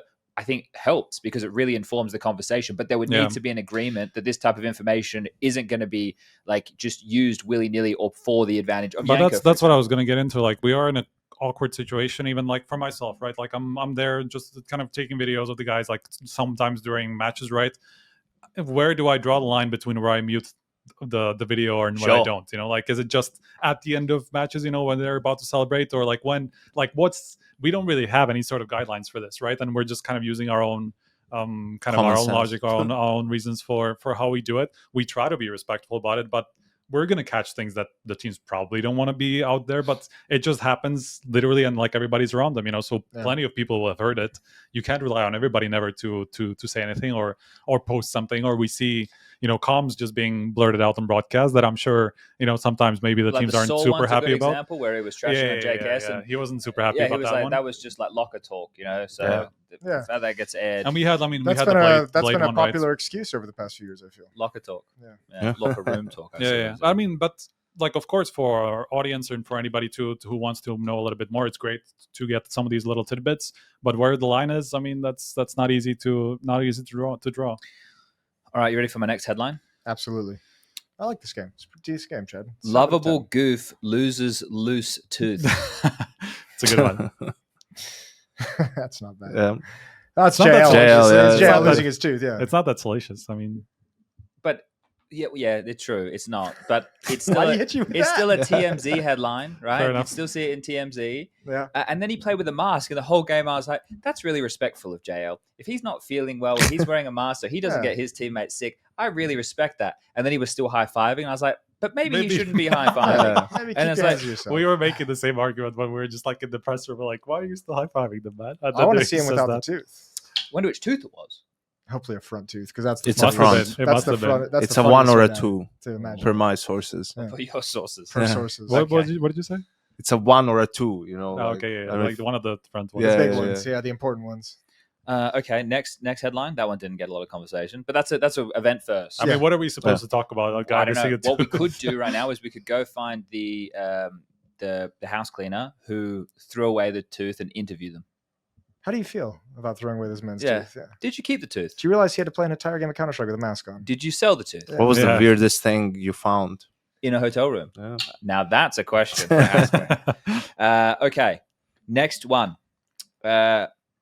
Cheap guns found in Poland. Okay. The update. Yeah. Well done. That Not was bad. nice. Yeah. What a great game I made. Yeah. Or stole from Was that it? Andy. No, there's more. You got more? Okay, yeah. Have we noticed an uptick in FAMUS? Or a downtick in MP9? Yeah. Do the stats back it up? I actually haven't checked that to that degree, but definitely saw some teams prefer the FAMUS. Here's the question: Is it going to swing the game in the favor of CTs a little bit more now that they can afford a cheaper and more effective rifle? Don't think so. I think that we're gonna see even bigger buff now that Donk gave an interview and said that it's more powerful and that he's going to use it a little bit It's more. very funny so. because we nearly put that in the headline. We were like, how many matchmaking games are we going to see with like people just running around with the fun mods just because Donk said it's good? Again, maybe leaning a little bit too much on HLTV. It maybe accrued a little bit too much power at this point. I'll be real though, the almost feels great in games of Counter-Strike. You just played some before. Did you use it much? I did use it Yeah? quite a bit. Yeah, it's fun. It's good. It can give you like a nice, precise like feeling of like a 3-bullet burst. You can spray with it. It runs out of bullets quickly, obviously, but it's nice. It's a nice weapon. Not if you're So accurate. I will Not say if you're one thing. accurate. I will say Yeah. one thing. It still doesn't. True. It still doesn't show up in the the stats wheel. stats wheel. Which I haven't touched burst fire yet though. There we go. Okay. Well, that means it's not 1% of usage, right? I don't remember if it's 1 or 2, but something like that. Yeah. And But it it's was also- the update was only Yeah. used for stage 2. It True. wasn't But the used. stats would be kept separate from stage 1 to stage 2 because of the way they have their database. They still have stage 1 listed as play-ins. Teams just play really well on CT. They didn't need to play with the full True. And then the cheaper M4, obviously. The MP7's making a comeback after the MP9 nerf. Have you noticed that? Has it really? I thought that also I saw got nerfed. I saw Spirit and Liquid both using it. Well, Nerds, of Nerds- course, Nerds Nerds loves use it. Yeah, but Yeah. it was not Nerds. It was other Liquid players. Maybe For somebody whatever picked that it up. matters to Maybe anybody. somebody picked it The up. big after one in Nerds. that statement was the Spirit players using the MP7. Yeah. That's the Okay. real attention grab. Well, I still saw the MP9 doing a shitload of damage. For example, Yeah. like Flames got an ace against VP with the MP9. He picked up an AK for the last 2 kills, but he still got like a really big 3K with it. But you can see like people are struggling long range with it more. Yes. Definitely. But that, So- I guess, is the intention, isn't Yeah, it? Like it yeah, shouldn't you be. It shouldn't be a weapon that you can use You could short burst to with it. mid range and long range Yeah. and get like these fucking. Like, I mean, you little can 3 or 4 see bullet the logic bursts. behind it. I mean, I had like when I saw the update, I was just like 1 a.m. take. I just didn't even think about this angle, and I was like in the morning, yeah, that was actually dumb. So I mean, you can see exactly what Valve are trying to do, right? They just want to kind of incentivize more options, right? It's only to- crouching accuracy, though, isn't it? It's not like standing accuracy. Yeah, at the but I mean, what you're going to run around the long range, doing long range No, but fights, you could fights just with a stand. MP9? and it would Yeah. still be the same accuracy as it was before. Yeah, but I don't think that's Advisable? basically good long range. Well, no, fair enough. Okay. Next headline. Let me look here. Shocking, unprofessional crash out in the caster booth. Oh, that's Chad leaving around. Middle of the round. Yeah, I like that. Middle of the game. Yeah. Physically I've left never the seen room. I've never seen you so pissed off in a cast. It was pretty good though, wasn't it? Everyone was entertained. Some people really didn't like it. There was one guy in the Reddit thread who was saying that I'm like a My God. self-professed terrible person. Whoa, self-professed. There was one guy in a Reddit thread, of course. Well, there was more than one guy. How could you ever But miss that? This was the one guy in the Reddit thread. And he's like, yeah, he calls himself a terrible person on Talking Counter. It's like, Probably Nicholas Ellis. it probably is. It's like, yeah, I do call myself a terrible person. So You're back you in the do that. Discord. No, I'm not, am I still in there? Did No, you stick around? no, I he came left in- immediately. I came in to be like, sup, and then I left. Okay. Yeah, and I left. Maybe one day. Maybe once we get we some put sponsors. a headline on Ultimate for that match but not exactly just because of that one situation. Of course, we clipped it there, but Yeah. it was like entire series it just disappears. And of course, I mean, we had some people in the comments also like, this is disrespectful. Yeah, Like he rough played on like it. shit. How is it disrespectful? Oh, yeah, the headline you guys had was like Yeah. ultimate poor performance. Ultimate struggles Yeah. cost Liquid match or whatever, something like that. I Yeah. don't remember exactly, but I mean that is 100% the analysis of the match. I mean, what's so disrespectful about it? I mean, Yeah, he kind he of had disappeared bad for a whole stats. series. Oh, wait. Talking about headlines, Striker, do you have any comment on some of the headlines during Blast Bounty that Which G2 felt scolded by? Oh, I don't remember what you mean by that at the moment. ooh. I think they were just like contrary because like when they beat Bait, it was something. The headline was something like G2 limps through, whatever, something like bad performance, barely makes it, Okay. them, and they still made the semis, right? And then Yeah. when some other teams struggled, the headline wasn't as Are you aggressive. still defending G2 I mean, I now guess that it just Nico's not depends on there? How do you sleep at night? I What mean, the fuck I would do you have do? to- I didn't know he was gonna get full serious about it. I thought he's just gonna have a funny answer to it, or something. Now I feel like, okay, I don't have enough evidence about this. I don't remember what was said exactly. I No, think it was their because- performance coach maybe tweeting something, or someone mentioned it. I'm starting to sweat profusely now, getting red in the face.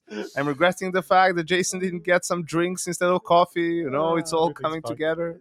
There's room service. Next headline, Chad. Okay, next headline. Frenchman finally finds pleasure in Poland. That's a good one. That is a good one. That'd man. be the Apex happy ending to the group stage. Yeah. it's I was really like, good. There's That's like two. that's There's a like two really levels good to one. this because there's also the whole Zaiwu and Katowice as well. Angle, Yeah. which would I mean that kind of goes hand in hand because they never they never did well. And Jason has all the massage puns. Well, the two of you are on the cuck chair, so Wait, what? what happened? Again, This cuck, is love well- seat. loves. Well, either Yeah. way. Yeah, obviously it's about Apex Vitality Zaiwu having their best results so far in a Katowice, so that's good news. We're going to get more into these deeper conversations when we're I hate Yeah. that that's like such I a kind line. of enjoy that we're just stopping at the hand job heavy ending cuck chair thing. we're gonna get I hate into that more that's a of it. line, but I mean, so what? They made top 6 at some point, right? Not that long Yeah, ago. a couple of years. I hate that the fact that like okay, you made 23. it through the group stage, but like once you made it to the quarterfinals the second time, if you lose the first game, was it really that much better? I mean, Yeah. no, Well, man. the history books will like Apex. Of course, is, it is. Looking it is at the deeper, numbers, and I understand technicality, and all that stuff. Best result, but they're like making it as such a big thing when it's like okay, one group stage result difference. Bring like, back just, quarterfinals. okay. I mean, that's the if you look back at Vitality the last 5 years, there's one Cologne from this year. Mm. There's the Paris major. All right, that's it. There's no Yeah, other like the Katowice big ones, Colognes. yeah, like sure. there's tournament twins. they here won and some there. blast, didn't they? Yeah, there was a pro league in there. There was some other stuff in there, but the biggest ones, one of them has an asterisk on it, and the other one legit. No, it's very legit. Yeah. Okay, we got a couple more of these. 17-year-old massacres 5 Danes on first day at job. Well, Yeah, This but I is didn't expect that from PR, bro. PR, yeah. Yeah, that was He owned him. sick, Isn't man. he from your? He is yeah? from my part of the world. Yeah. Yeah. I actually don't really know the guy because he kind of left the Czech scene very quickly. I mean, he was only in like some of the better teams for like a year, and then he went straight to Mongolz NXT. So he's like been kind of ingrained into the international scene very early on. But Good for yeah, him. I mean that's Ah, like very cool. Good show. Astralis yet to beat the European squad this year. Really? Yes, Yeah, they're in struggle they street. beat Wildcard once and Fly Brazilian Quest. teams. Okay. They beat FlyQuest. And FlyQuest. Yeah, that doesn't count either. Yeah. They do have a European Open now, though. Got a few more of these. Forced deportation, conspiracy or catastrophe? Flamus? I like the phrasing of it. It's very funny. It's also hilarious how it never crossed their mind that they could make the playoffs. so they were like, all right, once we're back home after we drop out, you'll take care of it for the future tournaments. But if people aren't aware, Flamus will not be playing in the playoffs. Mir's going to come and stand in for him. The visa that he got was while he was on Game Legion. It's like this Mir's is like back. you know what's funny? Like this would be like the reverse situation because remember the last time Mir was involved in this? It was it Mir actually? When Cloud9 didn't have Exile? No, it wasn't Mir. It wasn't Dinters or something. Who was playing for Cloud9 in that Cologne group stage? Was it Mir? I feel like it was Mir. I think it was Mir. So it is literally the opposite situation of that Cologne where like Exile comes in for the playoffs and they just lose the first game. Oh yeah. Now Imagine I know what you mean. Imagine Mir comes in now for the playoffs game Yeah. and just like beasts on And- Spirit and they just make it to semis like off of that. It would be just such a funny reversal. People are saying Buster. Oh yes, Buster? yeah. Buster was playing not Mir. Right. Okay. Booster. Booster. Yeah. Booster. My entire point's gone. I've got 2 more. All right. Scandalous. French look for older, more experienced man to meet their needs. Oh, what's Rob's this one about? body- That's body- all Joko dropping out, Oh, body shit. coming Yeah, in. yeah. That's the Alright. rumor. Yeah, looking out for that old man body. Now, there's only a year difference between Jocko and Body. Yeah. but- Again, the headline sounds way better. A lot this can one. happen in a year. That's true.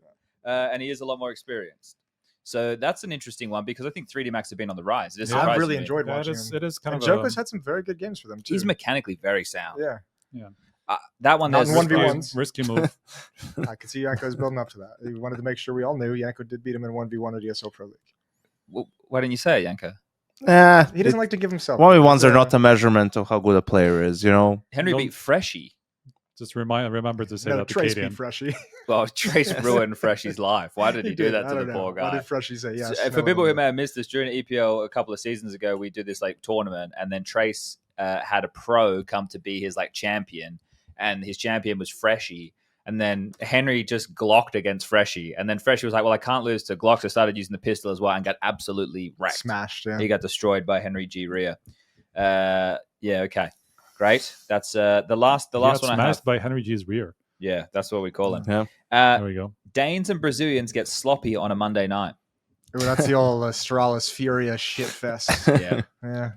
That was a gross ending to that nuke. I watched it back with Harry later that night because he was complaining so much, and it was just a terrible ending. It was ugly to watch.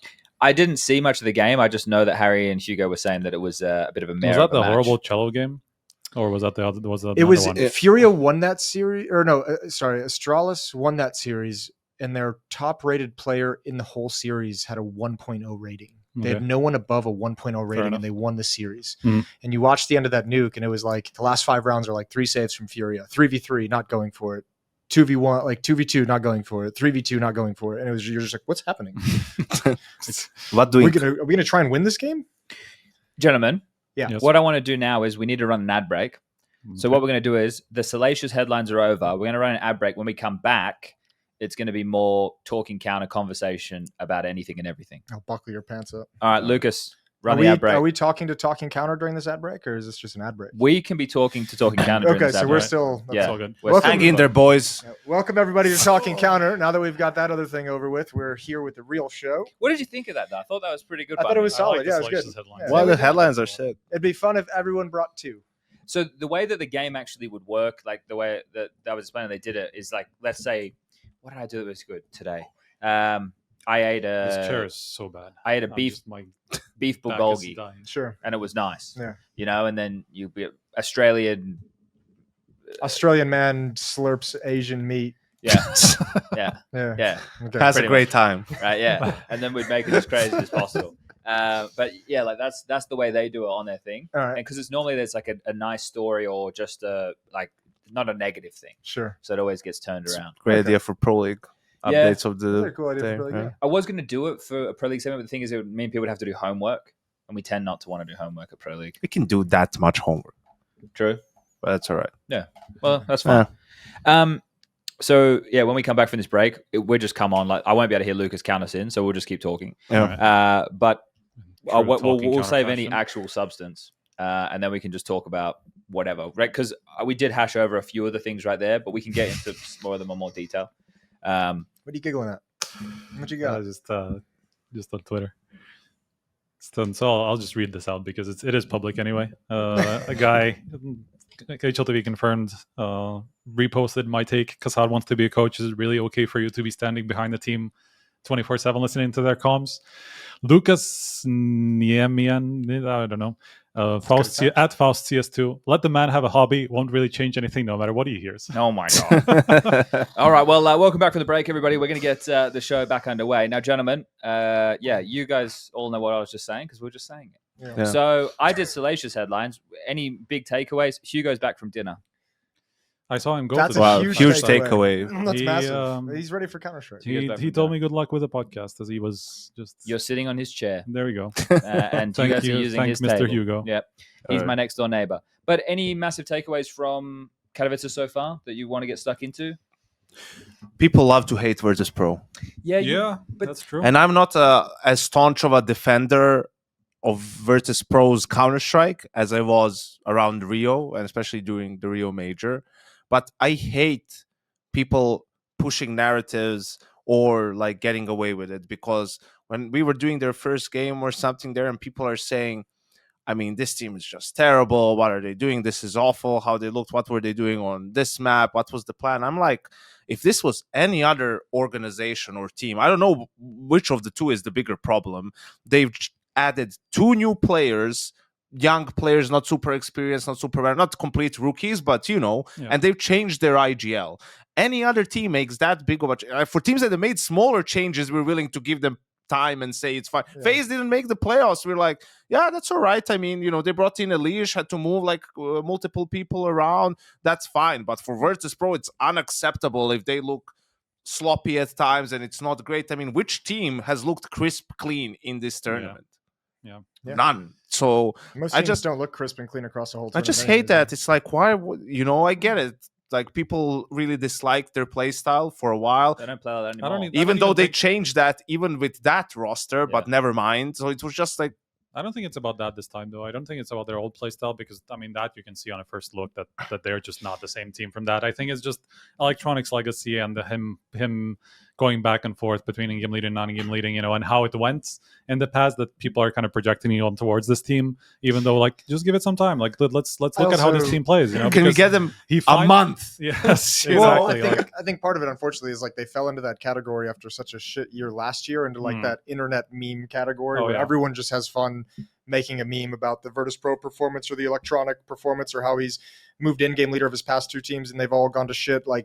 Once you enter that meme territory, it just becomes the fun thing for most people to say. I think they've looked. I think they got dumpstered their first game here, if I recall. They lost to Pain in their own game. Yeah, they got dumpstered, but then they've looked good they otherwise. three Whenever I've times casted them, twos or some shit, they look. Yeah, but pretty then convincing they after played that. SOAR and MIBR. That's not bad teams though. Yeah. They're not good teams. Saw don't try and tell them. I mean, so yeah. SOAR are one of the worst 4 teams of the tournament, alongside of complexity. You know what? I kind of FlyQuest, find it Imperial Female. funny because I spoke to Flamos after that Saw series, and he was like, "Yeah, yesterday we were after that Pain loss, we were like, yeah, we were just in our heads, constantly thinking are we doing something wrong?" And Their first LAN game. Then we went into the Saw game, and you saw how much better we were playing, and so we were all right in the first place, and I'm like, well, you have to kind of consider who you're playing, and so it was just kind of funny, but then they kept going, so I think fair enough. I enjoyed watching VP for the most part of this event. The most frustrating thing about it is it's crazy, having spent the whole last year and just being now that Electronic just fully has control of the team, it's you immediately see an improvement. Yeah, they got a few new players as well, so that adds into it as well. But just being oh, you guys aren't fucking completely lost in terms of who you're supposed to be listening But to. it kind of what you were talking about with Furia when Art and Gary were still there. Even though Fallen had come into lead, let's say that because we know, and maybe you had similar experience to Striker trying to get interviews, but we were never allowed to talk to Jame or Electronic. Yeah. And then there were even tournaments where casters were told they're not even meant to talk about who is leading VP when those guys. It was don't talk about the in-game leader situation of Virtus Pro. It's literally our job. Yeah. What are you talking about? I was like, no, I will be mentioning that at some point. Yeah. I mean, even this time when I asked Electronic about it, he did say yes after they won. Usually it's like that. He will say yes after they win. Yeah. Funny that. It is funny. I mean, that's a lot of teams. I mean, I'm not going to even put. So he wasn't one of those that, 5 teams. Huh? It was somewhere else. It wasn't no, that was the day Virtus before. Pro. That was the day before. So it doesn't. But yeah, they wouldn't have. It wasn't them. They gave me 2 different interviews in that group stage. I mean, I didn't even ask for them after that because. Dude, when I saw Fame giving an interview earlier this event, I was like, damn. Yeah, I mean, Fame's good. Fame is good. Fame's English pretty good as well. But yeah, when I was talking to Electronic, it was very clear that he kind of wants to put this conversation behind him, and he just doesn't want to talk about it which anymore. Which is fair. I get it because you can see how much people are putting importance on that and how much they are kind of running away with it, right? And so I understand it. Of course, I mean, from my perspective, I have to ask about it. I mean, I am interested in why, because literally the guy told me the year and a half before that when he stopped being an IGL, when Boomich came in, that he doesn't have the temperament for it. And so I'm like, so what made you come back? So I have to kind of call him out on it, right? But I understand from his perspective, he just is fuck it. Why do I have to deal with this? Well, the best day? way to get past that is just to do the fucking tell all. Just do one interview where you just unleash and then That'll be be all nice. right, I'm done. But he needs to do it in Russian so he can express himself properly. Probably. Yeah. Get He did Dimitri that, on the but he case. did that with me. I mean, he answered in Russian to me, There you actually. go. I can How understand do you parts. ask follow-ups to that? I can understand parts. For example, he was talking about going back to a supportive role because of Flamos the addition, and he gave up some positions for him. And I can catch enough that I will understand what he's talking about. Context clues and At least that, so I can ask certain follow-ups. Sometimes I'll just be completely lost, when he's answering something, because I don't have that good of a knowledge of Russian, but enough, to at least catch what he's talking about, so I can ask some follow-ups. But yeah, I mean, he even asked if he can do it in Russian just so that it's simpler for him, and good for him. That's, we always are up to do that with players because they will just be more open, right? They'll be more comfortable answering in their own language. But I guess you started this talking about. I think it's probably Electronic was starting to become a bit of a scapegoat for the team in the sense of he was a team destroyer. That was the new angle. Yeah, I get it, and I said it on day one when I talked about them. I feel like this is Electronic's last chance on a tier 1 team, which I think is fair. This is where he has to sort of. He's only 26, which is crazy. No, but I mean because of what you said, because of how it the went in the reputation. previous couple of teams, and then his stock as an individual player has fallen as well. We're talking about fucking Electronic, guys. Well, This dude was like him, don't do Nico, that and they cut ropz, you. And Simple, yeah. right? I mean, in terms of just riflers, riflers, right? yeah, And Simple, the best player in the world, he was number 4 or 5 1 year as the second best player on that team. I mean, that was crazy. It was the perfect Robin to the Batman of Simple, and now the guy isn't even in the conversation. It's one of the biggest fall-offs we've had in a tier 1 player. So okay, now if you're going to in-game lead, that part is understandable, but then you need to deliver in that role. And everything that you heard from the other players in interviews is the things are fine. Like everyone's enjoying it. Like they're just going through the motions, figuring things out with the new team, and getting adjusted to the way he calls and the way they want to play the game. Vibe in that team is taking a 180. They look fucking happy. Oh yeah, I mean even when you're looking at how they're reacting to wins, losses, whatever, like it's just way different of a team. Like before, they were the most neutered team ever in terms of reactions or emotions or whatever. I think Icy's really good too. I think he's good as well. I had what happened? Is your PTSD from the Amcal days like fucking? What? I can't say Icy's good. Well, he's okay. He's good. I think I mean, good. he has a good ceiling. He has a really high ceiling. His game's got to get fleshed out still, but I think he's good for where he's I at. don't know. The game I did it. Well, actually, they did get dumpstered by Vitality, so maybe that's not. I was fair. going to say though, like I have That game I casted him against Zywoo. He looked like shit. They got they had 2 10-2 halves against them. So no, it's fair actually. Okay. I think he looks solid. I think he's got a lot of work to do, a lot of places to go, but I think he's a pretty cool upper to watch play. I had some kind of reservations to what Flamus was saying, and kind of almost had a feeling like he was getting neutered in this team, because it was just like first thing that comes out of his mouth is like, yeah, when I came into this team, I just immediately realized everything I was doing in Game Religion was wrong. Yeah, that was I'm like, bro, what? And then there was like a situation where Electronic gave up some positions for him, and then next thing you know, he's getting put into pit in Dust 2, and you're like, changed. bro, that changed from Bounty. But that's what I'm saying. And then he's like, yeah, but I just didn't feel like I was doing, or like I wasn't doing the right moves in these positions, and so I'm just going to be more comfortable in positions where I'm just sitting and killing people. I'm like, yeah, but like you're the most aggressive player we've seen in a while. Like you are. Play Ivy on train on the CT side as well. Yeah. So like some of these T positions, I mean, you can tell that he is still being. It also doesn't have to be their final form. Yeah. He can learn for a season and see what Electronic is doing, and maybe that's the long-term plan to sort of get a feel for what the team wants him to do and how to do it. Because there's a big difference between having rotator roles in the tier 2 and in tier 1, and how people, half of the game for teams is just abusing rotations and moving that one guy, right? So. It's something that takes time to get good at. Yeah, I mean, if it ends up working, like I'm all for it. It's just more like you get one of the most aggressive guys we've seen in the scene, and you just put him pit Inferno, Ivy, and Train and stuff, or pit Inferno too. Actually, speaking of aggressive guys, how'd y'all like Nerds with Liquid this event? He was the shining light. Yeah, everything else was just as average as usual. Yeah, Twist had some better games, I think. Yeah, he had a couple like 1-2 punches with ropz like maps. Yeah, I have I think Nerds. Yeah, sorry. Yeah, I think that Mongolz series they definitely could have won. I mean, they probably should have won. To be honest, yeah, the type of rounds that they were losing were pretty rough. I feel like the Nuke scoreline was only close because of a couple of crazy rounds that went in the favor of Mongolz, like the 2v4 defuse on the lower side that never should have happened, like Liquid, and then there was like they lost 1 or 2 light by rounds, so then the scoreline reads close. Mirage, this is the reason I got a like with the ultimate reaction. He had a really bad first map, right? And then in the second map, it's the pistol round, and he had a chance to get a kill to start brooding his confidence, and went for the sneaky beaky play, which then would have tanked his confidence more, which then carried through the rest of the series. Yeah. And it's like, I get it, he's a young player and he's still learning and stuff, but people were saying it's that round was inconsequential. It's just they're like, it's just the pistol round. I was like, he had a bad map 1. It's a series that they already knew that Gamer Legion had beaten Mouse, I'm pretty sure at the time, because we were saying that on the cast, that you get to play against Gamer Legion for a spot in the playoffs. Yeah. And then if you drop to the lower bracket, we all knew it was going to be Spirit versus Na'Vi as that game, and one of those two was going to be in the lower bracket. There's no way you're getting past them. Did you catch that comm? I think it was like end of Nuke or something, where Twist was like kind of like, I don't know if he was pissed off at Ultimate or something, but he was saying something like, bro, I was trying to keep you alive for so long or something like that. And I don't know if you guys caught that at the end. I think it was caught on stream for a moment, or like in a okay, never mind. I wasn't on that because game. I wasn't sure if I caught it wrong or if it was just like in a like different context than I was thinking. Then never mind. I mean, people might have seen it. Are they cooked? Are Liquid cooked? No. You think they'll be fine? Yeah, well, I think there's 2 factors to this event that I think should be like kind of kept in mind. I think one,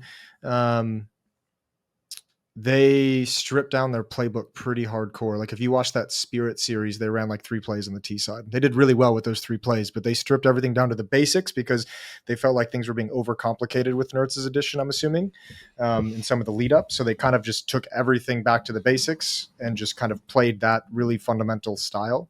So they'll flesh that out and maybe that'll show some improvement. I think also too, the Spirit game was like, I know Nertz tweeted out that he had the flu. He was like extremely sick. Like they didn't know. Yeah, but don't activate Yanko's trap card because we always talk about players. They're always sick. Players are always sick. No, I mean to the extent to where they didn't know if he was going to play in the match. He had a 40 fever like the night before. They didn't. They had Mither pack his gear up and bring it to the arena just in case, for the studio just in case.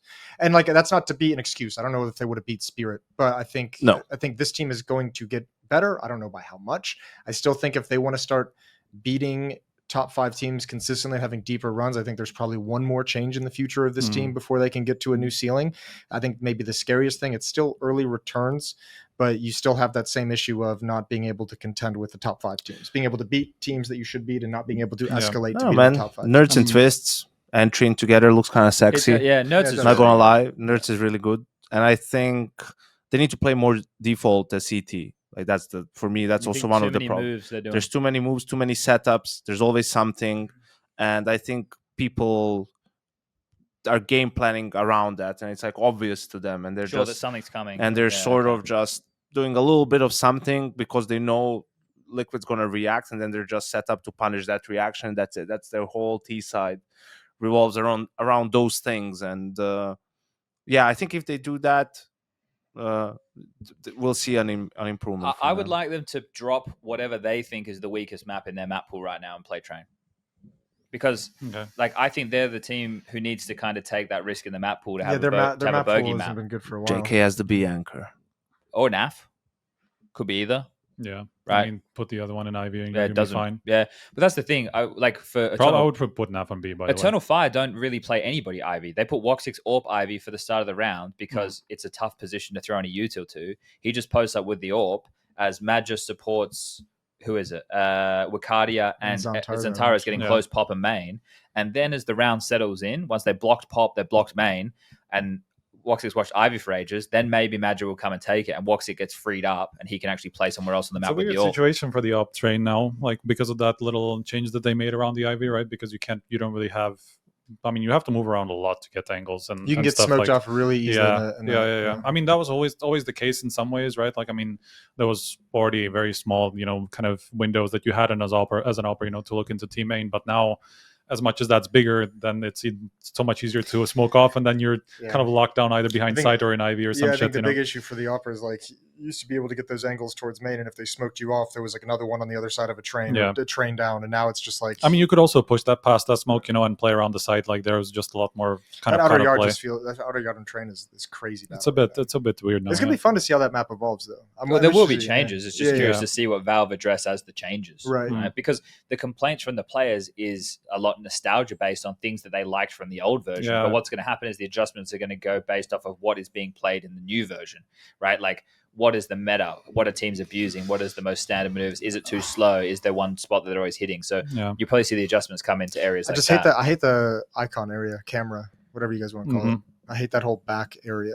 The backtracks. The one that's closed off. Yeah. It just feels like so much wasted and unused space where I'm like, what is this supposed to be? It always felt like that on train though, right? You never really went back lanes. In 1.6, no, but still back pretty lanes, rare but at least in that whatever under heaven, you would go a lot. You would see people go a lot and then play around it, because I mean people would kind of half check that corner like every other round almost, like, so you had some things to play around there, but not anymore.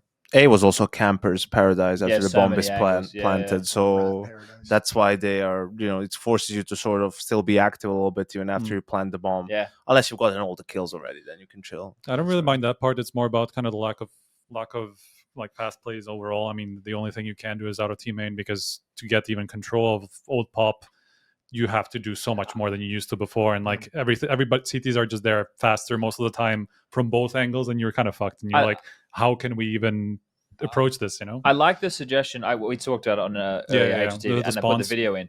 If this is like a guy who had some map changes. Okay. He had an idea that was just keep where pop's drop down was, but no ladder.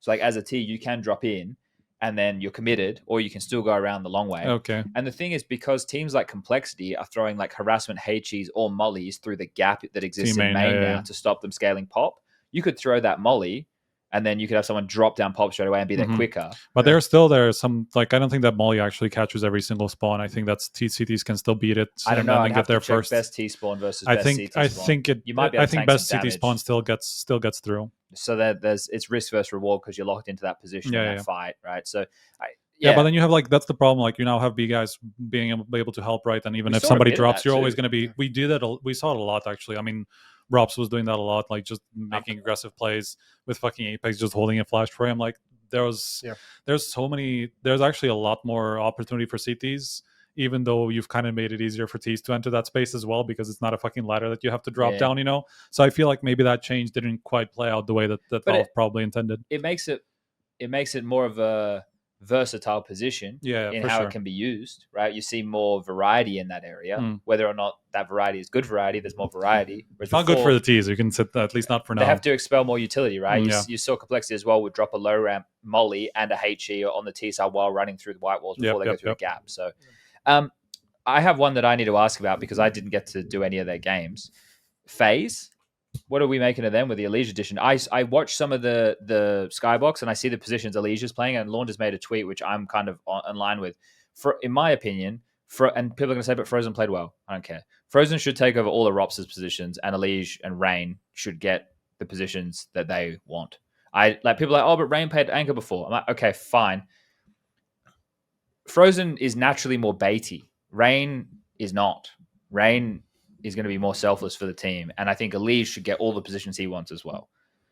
That's just my opinion. You can tell sometimes that Elige is still feeling like he's in Complexity. Well, I think he's going. I don't know if it's maybe also it's kind of the Kerrigan school because he's always been the guy who's like just peek, just go for it. Like if you feel like it, go for it, right? And so partly that's probably from that as well.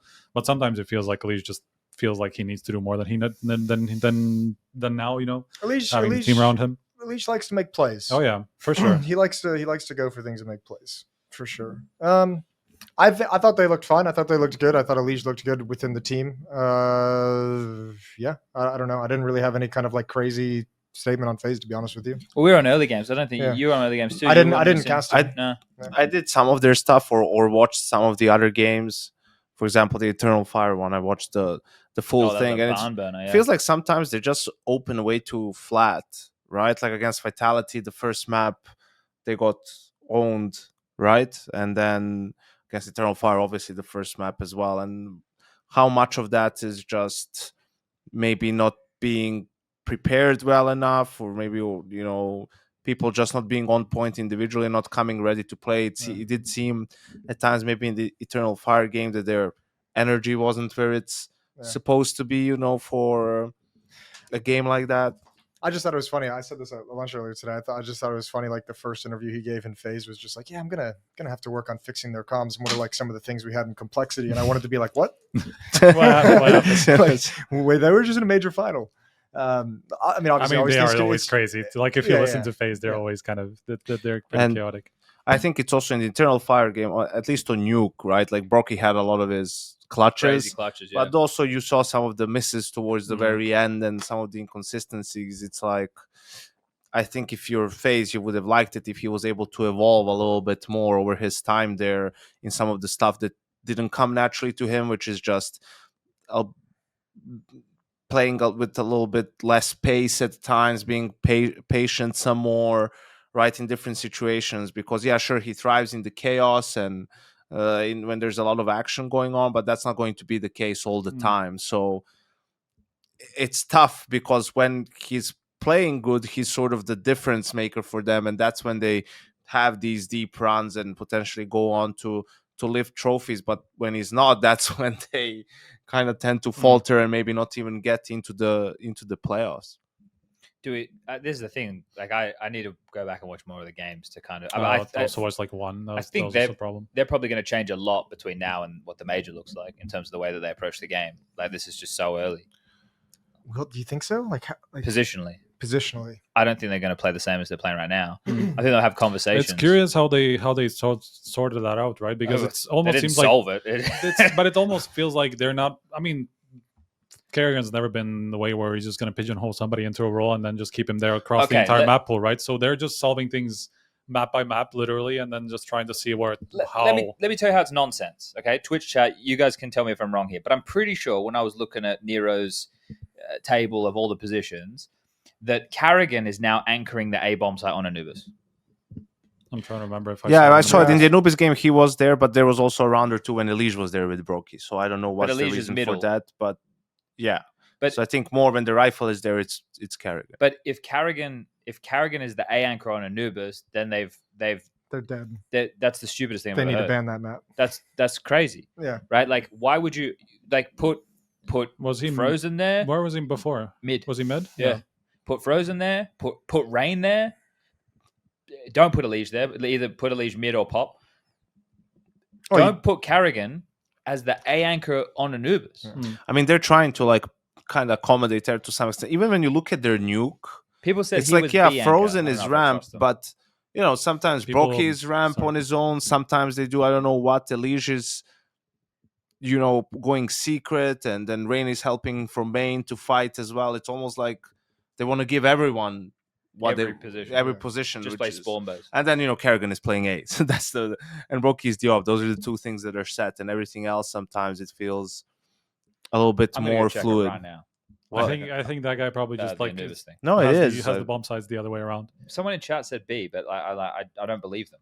I don't know why I'm It's getting the one bomb guy. sides. That's the problem. Like I call ancient AB all the time, Anubis, just because of fucking ancient and how that threw everything out of the window. How you're used to calling sides because that has B on the right side, the smaller one. So I'm like, fuck, man. Definitely A. Yeah. Yeah. I got fucking one guard again. I can't. That's a one Chad guy. classic. That one guy. Fucking one guard all the time. One guard. All right. I guess we got to is hit blinded. a few other of the big teams. Sure. Yanko's favorite G2. Yeah. I know they lost to Virtus Pro in the first game, and I said, and I did the video on Twitter about their T side on Mirage from the Falcons game, but I think it was a little bit even more egregious in the Virtus Pro game. There's just too many set calls, too many. Oh, we're just throwing 2 smokes mid and we're gonna pop A, or we're gonna rush A, or we're going to do a fast B split, or all of that. And for me, that's not a way to win consistently in Tier 1, because even Falcons in that game were sort of ready for it and were countering them. And it was a little bit some of the clutches and some fortunate moments that sort of enabled G2 to come out on top, which was weird because especially in the Falcons game, when it did play default, it was fine. Like it worked well. They did well in it. So I don't know, this desire to freeze time call so much, but yeah, I'm not a fan of that. This might be me talking on my ass, but if I put myself in G2's position and just try and imagine what they're currently experiencing within that team, you just had Nico depart and Mongolz kind of step into that role in those positions. Mongolz has got skills, but he doesn't have the experience, and he doesn't probably have the big picture approach. And I would imagine Nico did a lot of help in mid rounds in terms of what he wanted to do. So even if there's a round where Snacks calls something in freeze time or out of spawn, I'm sure Nico was like, I'm going to get mid control. I'm going to try and find a position in con, or he's going to be communicating something in the mid round that allows them to add an extra layer onto what Snacks wanted to do.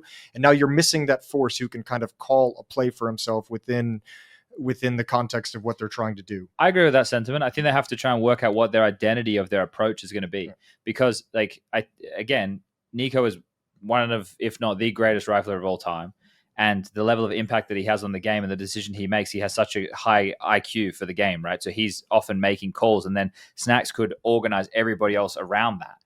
And that is, either seen as a luxury or not. It depends. Like, it's, if you want to be an in-game leader who, I guess more like probably what Hooksy was like, where you're calling the shots all the time, then that becomes a harder balance. But if I had an eco on my team, I would want to play to that strength of having an eco.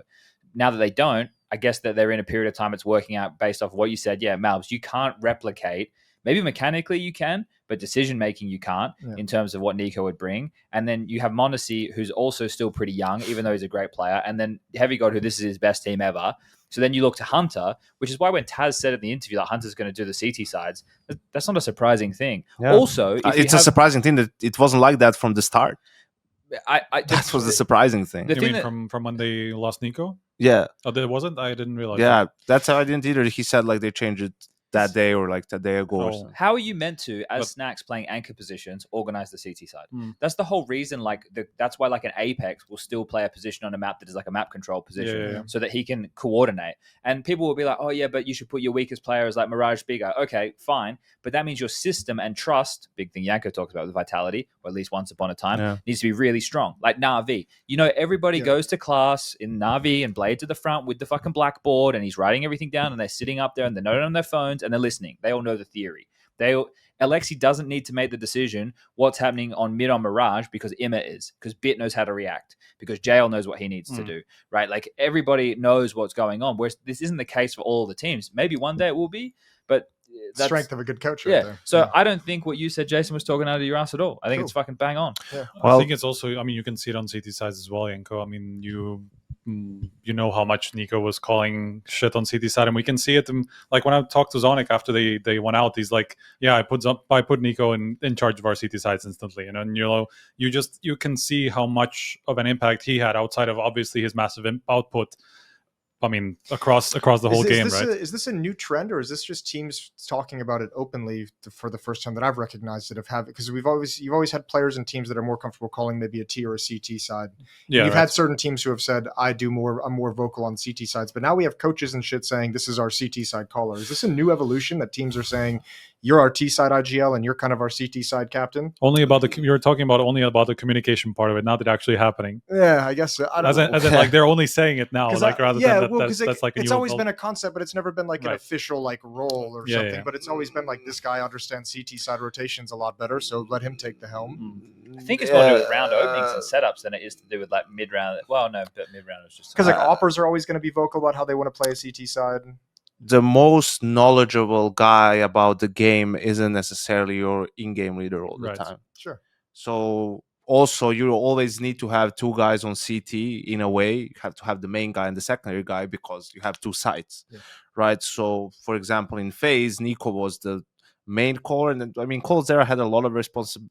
Actually, it became so that Cold was more calling the CT side than Nico, but you need to, like depending on what happens on one side, a guy on the other, you always have to do stuff as a team.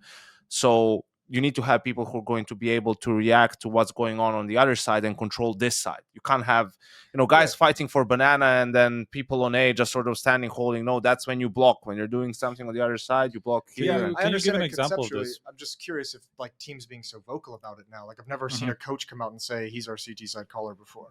It's just involved in teams. Like people didn't have that much stuff on CT. They would just like come out and rounds would 3-2 and would start happening. I think a lot of it is sometimes you have it because teams are introducing, young players, new players, and then maybe they don't know that they even should do something in a situation. So then let's say, I know it's middle and Nico is connector and his job is to sort of decipher whether they're actually going for mid control and defaulting mid, or did they throw nades and want to pop somewhere, and then he gets that information hopefully and perhaps has to tell some, hey, you guys play close up or block them now, right? Just because he's like firsthand sort of seeing it. But is this also like kind of conceptually behind the scenes as well, like, and when you're actually building your game, like does, like, if you want to give an example or something, does Nico, I know it's been a while since you actually were behind him, right? But does Nico actually build the CT sides in terms of, okay, these are our opening moves, this is what we can do on the map, or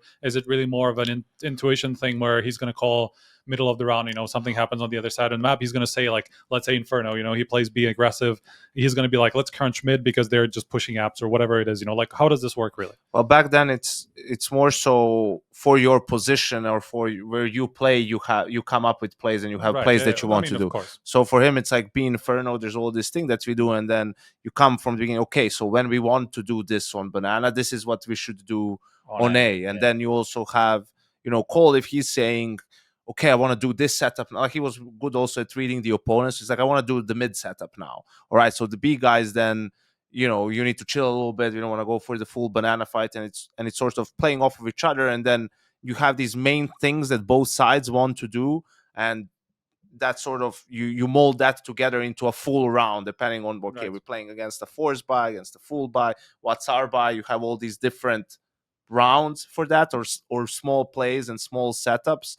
and then it's just about constantly adapting throughout the round, right? Like, I mean, you open with one call and then you're adapting, seeing what happens, what's going on. But for us, it was kind of like that, and I feel it always you always have to have those two guys on CT side and T side that are a little bit more controlling, because you can have good players but who are sort of don't move too much until you don't react too much. They just stand there, right?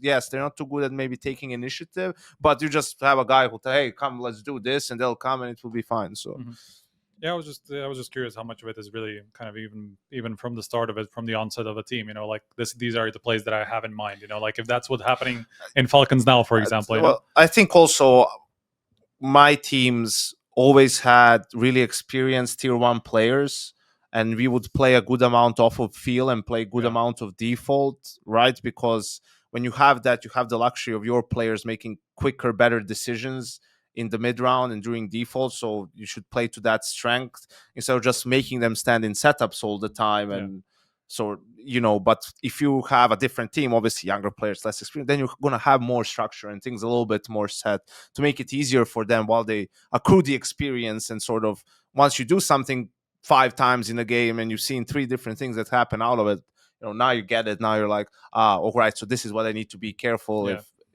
X happens and so on. Yeah, I mean, it's always interesting just to hear about how teams kind of, obviously, if you're like, I'm just going to be a stupid person here, but if you're pugging, you're obviously looking at, okay, I'm going B or I'm going A. And you don't really look at that interconnection and how much these people actually play off of each other. And on certain maps, that really comes into play, right? I mean, you have more so on some than the others, because like Inferno is a good example of that. I mean, it's just such a heavily segregated map, and you need to have some help on both sides depending on the situation, right? I think a lot of it comes down to, are you going to be the ones to have the dictating opening move on the CT side, or are you going to be the ones to have the reactive move, right? Like Nuke, if you're losing yard all the time, well, you need to do something. You need to play a yard control on the CT side with 2 to 3 players, push a guy up behind red, get a guy looking towards top silo. Or do we go, okay, we're just going to drop a guy down secret instantly if they do smoke, or you get that early information? Right? Like, it's obviously map dependent and stuff. But even back when I was playing, like, okay, Mirage, okay, we've fucked them on the extremities. It's likely they're going to go into default to take control of mid. Let's do a mid control. Let's molly behind the mid box. Let's push up. Let's fight. If they don't come immediately, let's hang around because they might just be defaulting late. Or if we get mid, let's now just quickly hedge the sites because they're about to execute. Like, it's all just. I mean, fucking Mirage is like the most fascinating map about that, because CT side is so awkward in so many places, and you just have to either be completely passive on A, or you're going to take an aggressive push, right? Or you're taking action middle, and then the A guy has to react to that as well, right? And like, it's all these push and pull constant, depending on what's happening on the map, where it's not so segregated as on other maps, So it's just, I don't know, I just find this fun. We've done G2. We didn't do Falcons, but what is there to really say about Falcons? Yeah, Yanko's got something. No, I mean, I think they looked good in the G2 game. They look bad at some moments, good in other moments. For example, Eternal Fire series was very inconsistent. I think, honestly, they were just kind of unlucky in the G2 game on Mirage, how some of the rounds went that they could have easily ended up winning that series and stayed in the tournament a little bit longer. But yeah, I saw Kasa, of course, tweet something like, "Oh, they look they're terrible." Like, if you watch the games, that's not true. So yeah, I think with more time to practice and figure, because you also have Zonic and Maggot is there. You have the heroic core with Kixan, and then you have Nico coming in. Like, that's a lot of different pieces that you need to fit together, and for these guys to sort of get used to playing with each other in a way. So it was good to see Maggots had a 1v4 clutch and sort of remember that he still has it. Everybody was on his ass. Like, in the previous iteration of Falcons, he's like the god and the only one who's untouchable. And he comes into this new team, he has a shit game. Everybody's like, fucking get him out. I don't know. Kick him out of this retirement home. Jesus Christ, man. He has leeway because of all the things he's achieved, and that's fine, but that's not going to last forever. I mean, in the previous Falcons, he was the one shining light. I mean, in a lot of ways, I think the one non-darkness. I don't know. Yeah, sure. Englando. When you mentioned Kassar just then, you made me think of another salacious headline. cannot spell Kassad without ass and sad. I was going to say cracks starting to show in analyst team. Pretty good. Yeah. Layers. I was just waiting for you to just come up with a Serbian man or something, but then that could be two people, so that would have been difficult. The donkey stuck in the mud if we're talking about that. Right. Okay, let's get on to the. Can we get on to the playoffs? That's got to be an Australian term. Yeah, right? No, it's the Serbian. That's a Serbian one. Is it? It's our Yeah, favorite we have a Serbian. different way of saying you strike the iron while it's hot, you know. Yeah. Yeah. Okay. Yeah. What is it again? Same with The donkey stuck in the mud? You know, never mind. Just remind us after the It's record. more for a talking enough. counter audience Yeah, than a fair HLTV enough, fair confirmed Yeah, audience. we'll do it in It's the all next good. ad break. I don't know. I have to keep up with the other podcast. More, I guess. Okay. The playoff bracket is set. I don't think we need to talk about VP because they're going to have a stand-in, and we already touched Fucking on. hell, man! Which it's sucks. That's so Yeah. bad. But it is what it is. Yeah. I mean, what can you do, right? So let's make the broad assumption that we're going to get Spirit moving forward, which I think we all would have gone with anyway, to take on NAVI. That's going to be the later games. And then to start off, you're Eternal going to Fire Mongols. yes, and then on the winner of that will Vitality's take on side. Vitality. Yeah. So I guess let's start with It's kind of cool how it worked out that way, huh? the national teams. Vitality against the Eternal Fire again. Yes. Spirit against Navi again, potentially. You know, like the rivalries, the one-sided rivalries of last year. Someone will have to win an arena game. Out of Mongolz and Eternal Fire. Yeah. So that's actually the best matchup that they could have gotten against each other because they're both so inexperienced within those matches. Would you say second arena match for Mongolz? Second major, it's after the major, right? Yeah. I mean, they haven't played anything since. Well, I don't know. Thunderpick was pretty good arena. Yeah, That was the Thunder Yeah, Dome. that had a Bro, circle that- arena. That was like Yeah. for them, for the Mongols, they were the home team there. somehow. I think they just rode that energy and they smashed Heroic, and got third place in the battle rank. Well, yeah, 500,000. it's pretty good. It's not bad for them Not at all. bad, But yeah. they looked really flat against Navi. But by losing the game to Navi, they avoid Spirit's side of the bracket. So I don't know. You tell That's me a who's the real happy winner. little accident. Tell me who's the real winner, Jason. Yeah, I think Mongolz is. Yeah, but they Yeah. have a bit of history. Mongolz and Eternal Fire. They played last year in the Sky Esports thing. Mongolz beat them. They played in Cologne. Mongolz beat them. Mongolz lost to them at EPL. Okay. So Well, and it feels like this Eternal Fire is looking real hot to start the second half of the year as well. Probably They were looking in danger at some this, point, this, though. this move they've made for Joda instead of Calyx has been awesome. Joda showed some Which makes me feel bad. for Calyx. Just because he stepped up at the end of the, at least in my mind, when I was watching Eternal Fire games like the major at the end of the year, I was like, Calyx has hit like a new level. He was having Now- some impactful anchor rounds, but Yeah. he's not as proactive as someone like No, Joda. he's absolutely not. Yeah. His impact comes in different areas, and this one is clearly needed. But I am just like, oh, you did step up your game, but we're still going to be seeing you off. It's fine. I don't think it was terrible. I mean, Calyx is just No, it like wasn't if you terrible. just if you want to take the next step, I guess Yeah, you need to sure. get the new guy in, right? I think whoever keeps their cool on that stage is going to come out on top. I think for Eternal Fire, the reason why they made it was they finally realized they need to be a little bit more chill when they play. I think Jota helps with that as well because Okay. he's like sort of bringing them some positive energy as well, even when things are a little bit tough. Major was talking about it in the post-game interview after Mhm. the FaZe series.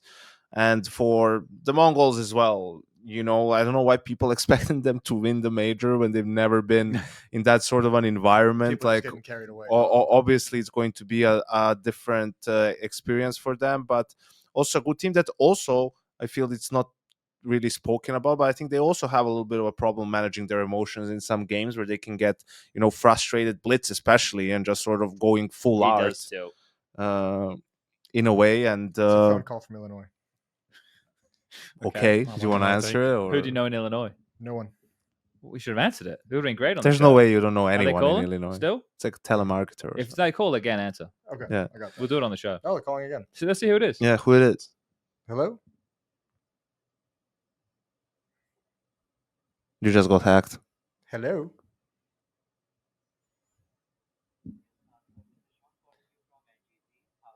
I'm doing great. How are you? Speakerphone. It depends on. They might have some of his Yeah, information. just like, Imagine if they start saying his bank details. yeah. I don't remember putting my number on anything now. It is a person with an Indian accent. Striker's got good ears. Okay, that's enough. Oh, okay. Oh, well, we could have pranked. I mean, it we was could have a done little bit prank serious on there the for a show. moment. I was like, you know. all right. I didn't know what to say. He's just like, have you put your number on a coupon last year at any point? I was like, nope. Oh. I got Not nothing. me, There's motherfucker. nothing I can really come back to that. Yeah, with. yeah. That's the hard Alright. one. That's unfortunate. We could have trolled them, but okay. We were talking about something. Oh, Eternal Fire, Mongolz. You're saying Mongolz tilt blitz. Yeah, like sometimes he also just goes for Loses some his full cool. YOLO plays, and maybe you can even see it it reflects maybe on the calling a little bit too. In some situations they go for that YOLO style at times, but yeah, let's see. It's up to them to evolve and take that next step, and that's why I think it will be a cool game to watch. I asked. I did a playoff podcast today with Mazinho and Techno, and then Alexi and Bit on the other side. And I was like, "Oh, does Mara ever get mad?" And they were like, "Yeah." And I was like in game, like when you're playing, he's like, "Yeah."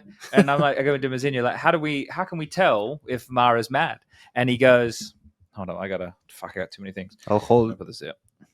He goes, Mara's eyebrows go like this.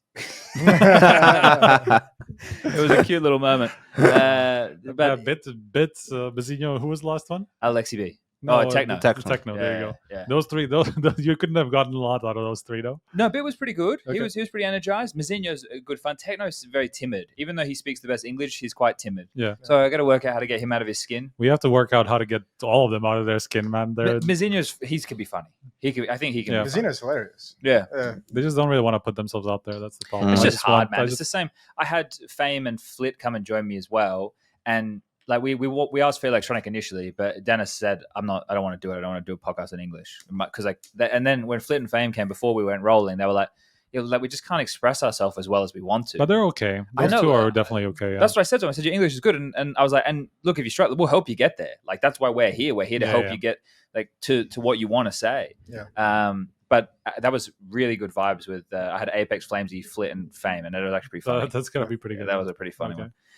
So if we had to do picks around the room, Mongolz or EF? Yeah. Fuck. EF are going to ban Ancient. Mongol's going to ban Train.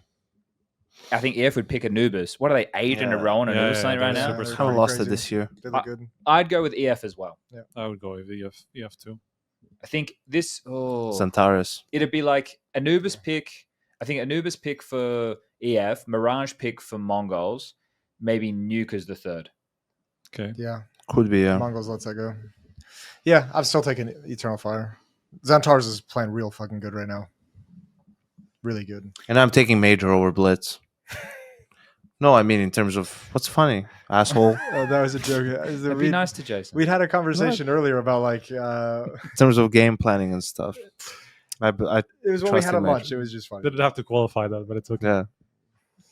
Okay, so that's the first. Yeah. I mean, there's not as much opportunity to crumble as well as there might be for Mongols.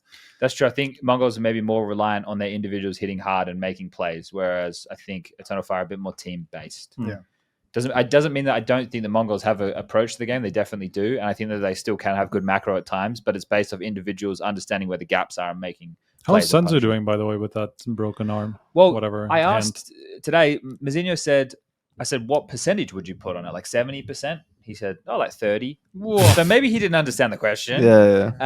Because I was like, "Oh, so he's not wearing the thing anymore?" And he was like, "No, he's still wearing it, just not when he's playing." And I was like, Oh, it's the Oh, same. Because he's a man. "Yeah, that's what he said on air." I mean, I that was think- funny. Oh yeah, I saw. I heard that. And I asked how he broke it, and apparently, because the picture was from their like company New Year's meal or whatever, right? Yeah. That's that. So, but what happened was they were saying it was minus 30 degrees where they were, and Oh, everything shit. was icy, and he slipped over, and that's how he broke his hand. Okay.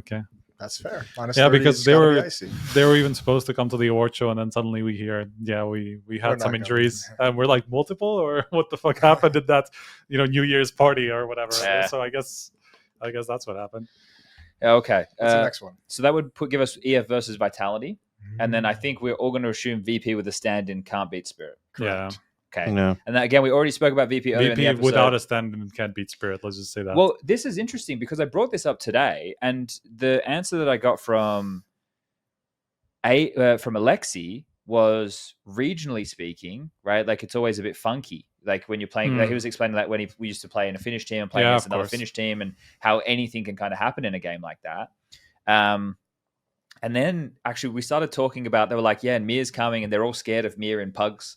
Like we started talking, yeah, apparently Mir's like a pug god. I didn't know Okay. this was the case. There Apparently, we go. like when the fan was like, yeah, when we're playing against Donk and Simon Bakken and Mir's on our team, like me, Flit, and Mir, we were all cured and stuff, and they're scared of him. And I'm like, oh, okay. Like, I think it's obviously from pugs and stuff, but I obviously don't think VP are going to win that game. So let's talk. Do you want to talk about Spirit Navi? Because that's another game. Yeah. Did you cast that one, didn't you? I did the 3 mapper. Yeah. It was a banger. Was that like a game that came down to clutches, or did it feel like Navi were? No, it felt like Navi hung in with them really, really well. Nuke was kind of like that, though. It could have gone the other way because of clutches, easily. Man. I think Navi hung in really well, and then towards the end of games, even like the Dust 2 loss they took, the comeback, and then the Nuke JL started doing his bullshit where he was just like, "Here's 2 entry kills." Like the last 4 or 5 rounds of some of these games, he was just like, "Here's 2 entries. Here's an upper bomb site. Here's access to this part of the map." He played really well. I think Navi they kind of had like a. It was weird. Like there was that one timeout that they took where Blade was just like, Alexi, I need you to focus outside. Like Alexi was really out of it for like the first half of Nuke. Some really tough calls on T side, but those 2 teams went blow for blow. It's a sick rivalry. That should be another close, drawn out affair, I think. Yeah, I mean there was no clear indication that one team was like playing on a different level and someone just like barely holding in. Yeah, I mean there was towards the end like of regulation, it was basically like Spirit were about to win, then Alexi pulls out that 5-7 round or whatever. Yeah. And then in overtime, it's like the opposite. Shiro comes up with the fucking lower clutch, and Zontix comes up with a 1v2 he's never supposed to win, honestly, like Navi winning despite that is pretty impressive. Because like Alexi, like I talked to Alexi after that, and it's like, how do you even recover from that? And he's like, in the moment, like he was basically like, in the moment I didn't think we could. I thought that broke us, man. It's wild because like they both play like that, like pretty smart tactical style with like protocols, and it just so happens that their protocols always like they're so good at reading each other. I think because they play each other so many times. They played 8 series in the past year, so like they always are rotating to the right position. So there's always a fucking cool battle happening in that match. It's a hard one to call then, right? The map pool's probably going to be the same. Mirage Dust 2. It's tough because when you play against a team so many times and another good team is like they start to understand how you think about the game and your protocols. Yeah. And that's the problem. It's like you can change your strat and you can change this, you can move people around, but the concepts that you believe are good Counter-Strike, like what are you supposed to do? Like not do those things because they will be expecting them? The answer is yes, to some extent. You need to sort of change the way you play because that matchup changes as you play time and time again, right? Like what did we see with Navi and G2? They beat them like 9-10 times in a row, right? Like eventually, obviously what you're doing is not working, so do what you don't think is the right thing, because what you think is the right thing has been losing you 9 series in a row. I think the nice thing about that matchup is I think Navi's maybe the one team that doesn't have to be like too intimidated by Dust 2 pick from Spirit as well. They can compete with them on Dust 2. Bro, have you guys seen the stats with Donk on Dust 2? Yeah, it says rating like 1.9 or something like that. Dumb. It's like dumb as like something like that now. Yeah, it was like 180, I think, the last time I checked in the last 10 games or some shit. And you were like, how are you supposed to even win against that? Like if a guy is dropping 2.0 ratings almost every game, it's like insane. Yeah, I saw someone post that he's averaging the last 3 months, his stats are higher than Simple's major MVP stats. It was like 148 or something. Yeah, so it's kind of dumb. It's okay, sure, different, whatever, all that is just funny. Like hearing that is just funny. Yeah. I think in that game, I feel like Shiro still had something to give, and generally it feels like Shiro hasn't still arrived in Katowice to the same degree that Donk has, as always he always does. So I feel like there's still a level to be found from him going into playoffs. So I would probably take Spirit for that one, just over that, because Donk was still amazing in that game. I mean, they kind of let him down. Bro, I don't know, just hearing like the team speak from Liquid in that Spirit game and Nerds dying to Shiro and like going like, this guy never goes for rounds. I swear, he never plays to win the round. And it's like true. That's kind of true, yeah. Situation, like he's really good at maybe punishing some hyper aggressive plays and all of that, but I think the way Shiro takes his game to the next level is just be more aggressive sometimes. Go for it. And I understand you have Donk on your team and there's like you have a system in there and all of that, but just put it on film, right? So that because you can now know, when you go up against Spirit and on the CT side, that he's almost never going to be somewhere in an aggressive angle early on or try to play in someone's face a little bit of the combat topping, right? And someone will say, yeah, but that's not his style. Well, I mean, you need to be able to do multiple things. Same way you could say about Brock, he needs to learn how to be a little bit more passive and maybe hit more shots and right, or maybe you can say the same thing for Monacy at times or whoever, right? Doesn't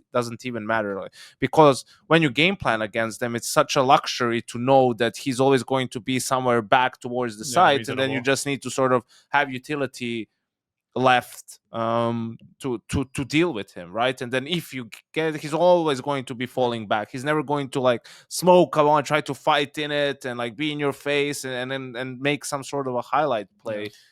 Good news is I think Zontix is playing pretty well. I think Zontix had a good series against Navi as well. He's not like they don't have it's not that look of spirit towards the end of last year, right before the major, where like you have like no supportive elements kind of firing. Like Zontix looks good, Magic Chopper's looking pretty good, man. Really like, well. He's had a lot of decent, really good games actually. Copenhagen, he was good at Blast, and here he started out pretty well. But I mean, yeah, they got that's obviously a very dangerous team. No, if it gets to that, I'm gonna pick Navi. I would imagine the hard part is in that veto. I think like every single map except Anubis is in the favor of Spirit, except now Mirage and So I just had a look. tied. Navi have 5. I don't know if like the head-to-head. It's the head-to-head, yeah. Okay, but Navi have won 5 Mirages in a row. Spirit have won 9 Dust 2s in a row, and Eternal Fire have won 8 Anubises in a row. So there's some teams with home maps in this playoff. Those are quite clearly those home maps right there for those names. So, yeah, look, but if you don't want Dust 2 to be your home map though.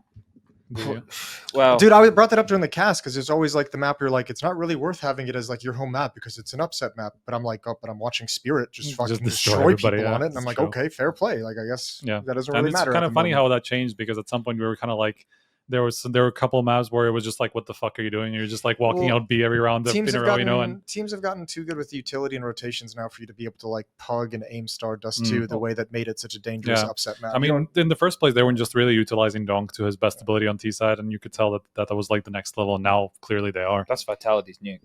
What's that? I understand ropz's. Vitality won the last 5 nukes in a row, but in the last 6 months, 1, 2, 3, 4, 5, 6, 7, 8, 9, 10, 11, 12. 12 out of 13 nukes played in the last 6 months, Vitality have won. So we've just identified home maps for 4 of the teams in the playoffs. Okay. That's crazy. Nice. Anubis, Dust 2, Nuke, and what was the last one? Mirage for now. Mirage. It might even extend past that. I don't know. So you said you're going to take Navi if it comes to a third? If I have to make a prediction, I'll go with Navi. Okay. We don't have to make a prediction. We know that that's not the fun part of the conversation. It's all right. I think now we will. Still will. I think now we will be Spirit. Well, let's do this because this could inform this conversation based off what we think. We're going to do what are the odds. This one's brought to the lovely people at home by 1xBet. Now, you guys, I don't know if you've been on the show since we've done. I haven't. This is new for me. So, what are the odds? Essentially, is a little question that we ask, and we're all going to give a percentage of what we think the likelihood of this question is going to be. The people at home get to vote in polls on Twitter/X and Instagram Of whose odds they agree with. and we've set. Not whose, but we set the odds. Okay. So between us, there's an average of percentages made. Gotcha. That And determines they make the the odds. bet effectively. Then, yes. Okay. And then it I creates like a kitty of money that they all win prizes from. So we give them prizes. What are the odds brought to you by 1xBet? And this week's question. Drum roll. Hello, Lucas. From the producer. Chad Birchall calling. He's gone AFK. Donk doesn't win the MVP. What are the odds Donk doesn't win the MVP, obviously, of IEM Katowice? I mean, we might as well just like put the odds on the Navi and Spirit matchup and go with that, to be honest, because legitimately, if he reaches the final, he's gonna get it. Like that's how it looks at the moment. Are good enough to like who would overtake him even if he loses in the semifinals? No, but you have to remember we've they're never trolling, had a semi, right? We've never had a semi MVP. Let's just say that. Like it is possible. Look, if somebody, why couldn't we do it? Is that so inconceivable? If somebody's gonna break because through he was barrier, that good, he would be in the fucking final now, wouldn't he? Basically, but that's not always how it works. Okay, Jason, hold on. I feel like you're getting bullied. I mean, Nerds was really good until the game versus Spirit. Jason, don't let him get to you. No, I'm fine. I'm just saying it's not a crazy thing to be No, like Donk's got like a 1.6 rating if he gets out in the semifinals, but the next person has 1.2. Are we really? That's an insane thing to say. Why?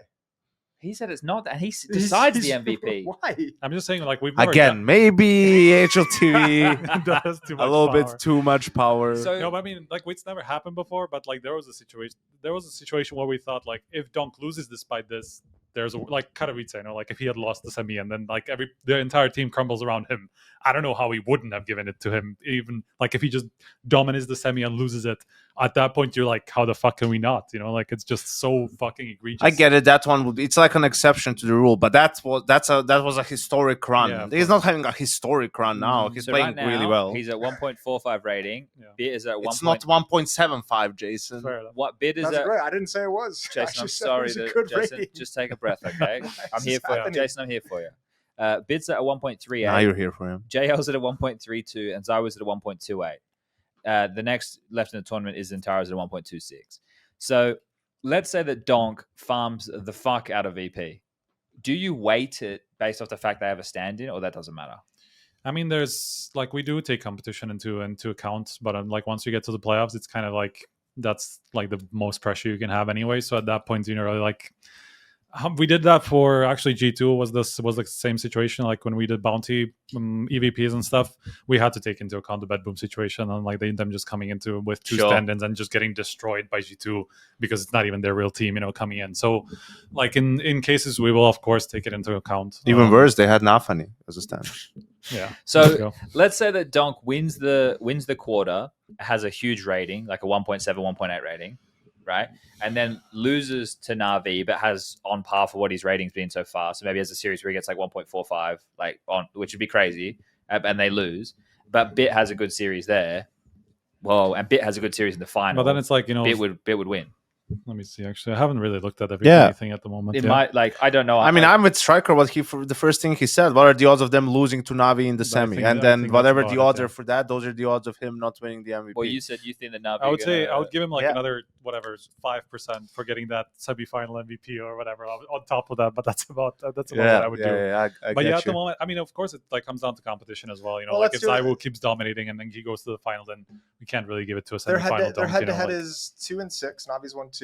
Spirits 1-8. So the odds we bring that down to 1-3. So the odds would be. I mean, we have the odds. We have the odds literally somewhere. Like if we look at actual betting, you mean the like gamble odds? Sports betting. By no specific. No, by 1x bet. Okay, I should probably do that. There he is. I can't do that. Fuck, because it's not. We don't actually have that matchup yet. Fucked. Well, at all. Yeah, that's true. We can't. Yeah, but it will be like, let's say it's going to be 55 to Spirit, maybe ish. Yeah, I would imagine that's going to be somewhere like that. So you think there's a 55%? I think I will give it. I would give it 60 because of that possibility. 60% for Striker. Okay, 60%. Lucas will whack that one up on screen. Jason, you guys have your that Donk. You're saying 60% chance that Donk does not win the MVP. No, 40%. You want a 40%? Oh, okay, 40. Yeah, sorry. Yeah, the question is, so make it 40%, Lucas. Donk does not win the MVP. And that's, I mean, I should have also taken into account the crazy scenario where VP beats Spirit, but okay, fuck it. That is a crazy scenario. Yeah, but it is like, whatever. You can tank him another 5% for that one, whatever. All right, Jason, what do you think? I'm going with the head-to-head matchup odds, which is 33%. So it'd be 67% that he doesn't win. 67% that Donk doesn't win the MVP. That's correct. No, it's the other way around. 33%. 33% that Donk doesn't win the MVP. American maths. You even use the matchup, like that Spirit is the. I know, but then I did the reverse math with like the 60-40. You did 66. You think they're 66% favorite? Yeah, because they beat them like head to head 2 times out of 3.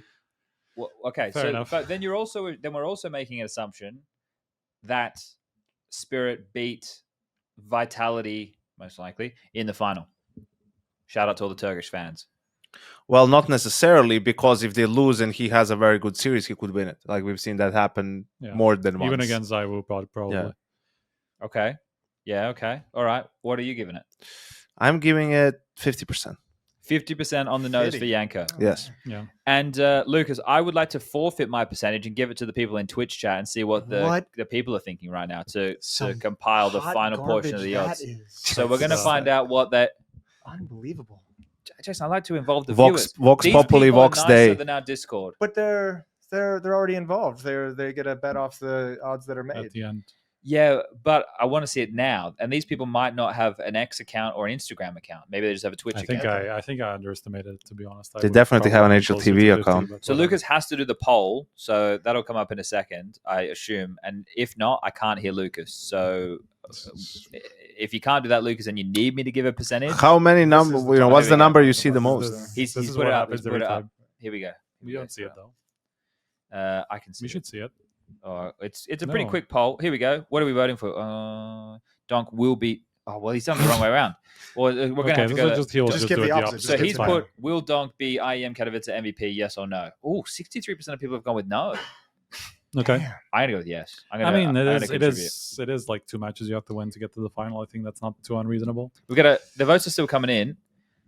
And then you have to assume that Zaiwu doesn't dominate the playoffs and doesn't beat them in the final and all that stuff. I think that's pretty reasonable. It's a fair assumption for Zaiwu. Yeah, So pretty much. Like, it's not the odds. Watch aren't ropz really But be wouldn't their it best be- player in the but playoffs. wouldn't it be That'd funny be if, funny like, story. we never had like the situation where like Simple stole MVP from Zy. I'm not actually sure. Maybe we have. What's I just he don't doing remember, these you know? days? What's he Who the up fuck to? knows?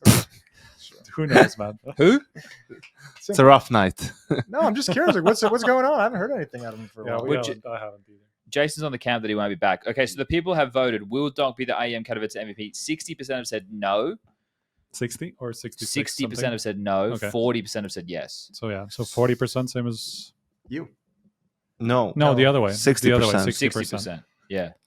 Okay. Yeah. So we'll average that one out. Watch this. Watch this magic happen on the screen right now. So 50 and 33%. Don't you do it. Bro, There it is. We will decide that Donk is the semifinal MVP, and people are just gonna screenshot that, man. Like I Make swear sure to you put a God, big smile I on swear, for the screenshot. I swear to God, You I want to look should your have- best when this spreads around the internet. I shouldn't have. I don't put know, man. my Donk name was next to unhappy that. about his Blast Bounty performance. He feels like Shiro should have gotten MVP. He's already falling off. He had one good year. That's it. That's it. All right, people at home, you can have your vote for What Are the Odds brought to you by 1xBet on this. It'll be on X/Twitter and Instagram. And I want to let you guys know you were wrong about Train being played more than 5 times, and I was right. Yeah. How many times has it been played? Oh, this is a bounty. It was Okay. 4 times. It's We been- didn't get the last one, right? It's been played 7 I mean, since then, right? times Yeah, here. but- I think 7 8. times. Oh, no. I don't know. Here, 7 times? That many? Well, let me check. So how the because fuck did we not get to the 5th? I one don't in think it's Bounty, man? 7. I That's think it's crazy. because someone said Train was played 8 times. Yeah, it was like picked and and every- lost by the picked one Yeah, 7 times. every- or every something. time. Yeah, but then it got played one more time in the third map of the Okay. EF game. So Yeah. maybe it is only 5 times. I was going to say something about bounce off of you for the Shiro conversation. I mean, one thing we constantly come up against in like EVP and VP discussions whenever we look at Shiro, his win numbers are not great typically, because it's partly that comes down to ecos. I mean, Donk's going to farm more of those, and like, of course, but he's always somewhere kind of in a different stratosphere, you know, whenever it comes to those numbers. But Shiro, actually, for a guy that's like clear second star and all that stuff, like, is fairly low, even for an upper, you know, typically. So like, that's something that just definitely kind of supports your kind of thinking about how little he's going for like the big impact plays. Yeah. Right? And so that just plays in part.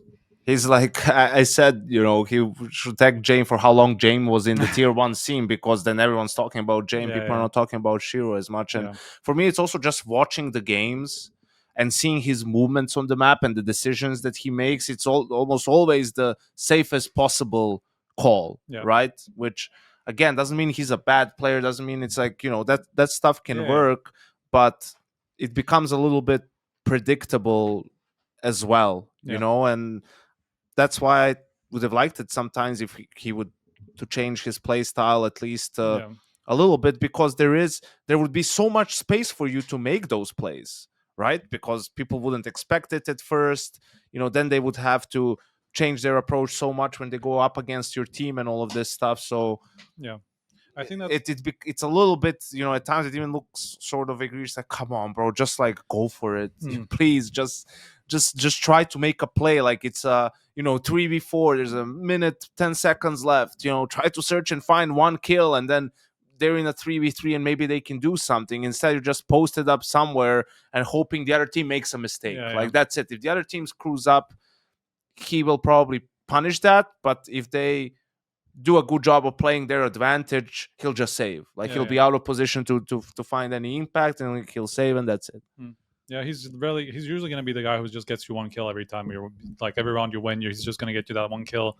It can be a big impact kill or whatever, but it's usually not going to be more. Like, it's always going to be just that thing, right? So, yeah. Final topic, I suppose. Oh, we might have, but just with the playoffs vitality, we haven't spoken a lot about them. I think the ropz edition is working out pretty nicely for them overall. I like the freedom that it's given to Flamesy and Mezzy in some situations. Like, ropz is more than happy to take a lot of those anchor spots. That's what he likes to do, and the lurky boy stuff. So it's actually given Mezzy and Flamesy more responsibility across different types of maps. And again, another little tidbit that I got today by talking to the players. One of the things that Flames and Apex were attesting to is the work ethic that he brings, in the sense that he's always in the prac room, he's always on the server, he's always coming up with things, and that not only is helping to drive them, because first of all, if you're sitting in the room, you know, jacking off watching anime, you feel lazy, but also Happens more than you think. it's inspiring. It's inspiring to the It's others. inspiring. And it kind of not the jacking off and watching anime part. The See having ropz in the server and coming up with all these ideas and being there to always talk Counter-Strike about. It's kind of driving everybody in that direction. And people at home are probably going to take that statement and they're going to be like, "Well, they should be like that anyway. They're playing professional Counter-Strike." But like, It's not. It's not like that. But it's also some Not like always having, like but it's also having kind of that initiative about it, right? I mean, ropz is Yeah. always going to be the guy who's like super technical about everything, and he's just going to come up with all these weird things to do in a game that is just like 5% is going to make your game 5% better, or even probably less than that, But he comes up with enough of those, and it's just going to make a difference, right? So. It's something we know about ropz. We've known for a long time. So it sounds like he's a nice fit over there. The thing is, within the interviews and like with ropz when he's at an event, he always feels like he's in his own bubble. But I think we've all seen ropz when he's a bit more outgoing or a bit more trolly. But I just don't think we get that version of him. No. I think that probably with the whole car situation, which I'm sure he wants to completely fucking forget Jesus, it. fuck, man. I don't even know why that's a thing. Like, People that's just so giving stupid, giving flack to it, right? It's I so know. crazy. And it's like he's a young man. Like he's not an old head by any means. He's a very, very good Counter-Strike player who's dedicated his entire life to this. He got in a position where he was able to buy something that was a dream for him, and then he was able to do it. And then people just shitting on him, and it's like, oh, Who the fuck cares? It's his fault It's- for allowing it to get to him, and like, I mean, come on now. No, to it be takes- honest, I know What? I It was kind just- of agree with it it. was just a meme at the start, bro. Why are you laughing at, you little shit? It's just a meme. People were memeing, as soon as he got a Porsche, he started playing like shit. Then if someone asked him, like, he would get all defensive about it and stuff instead of just laughing it off. Like, of course, there's no correlation between his play Yeah. and the fact he got a new automobile, Chad. No, but see that when you step back from it, right? Then but that's the same with all of this stuff. Yeah, And I think that the thing is, but that's how you have to approach it. Then, No, like, but- you just have to but be fuck it. Like, how who many cares? times in his career has ropz, other than the start when other pro players were accusing him of cheating and he had to go to the face offers, other than that, how many times has he ever been negatively portrayed in the spotlight? Never. Exactly. So it's like, But he was. I mean, at the beginning, But he wasn't- he had to get pretty but hard. it was skin, He right? wasn't negatively portrayed. People were just memeing about it. they're Yeah. not. But the thing is, people on the internet are mean, bro.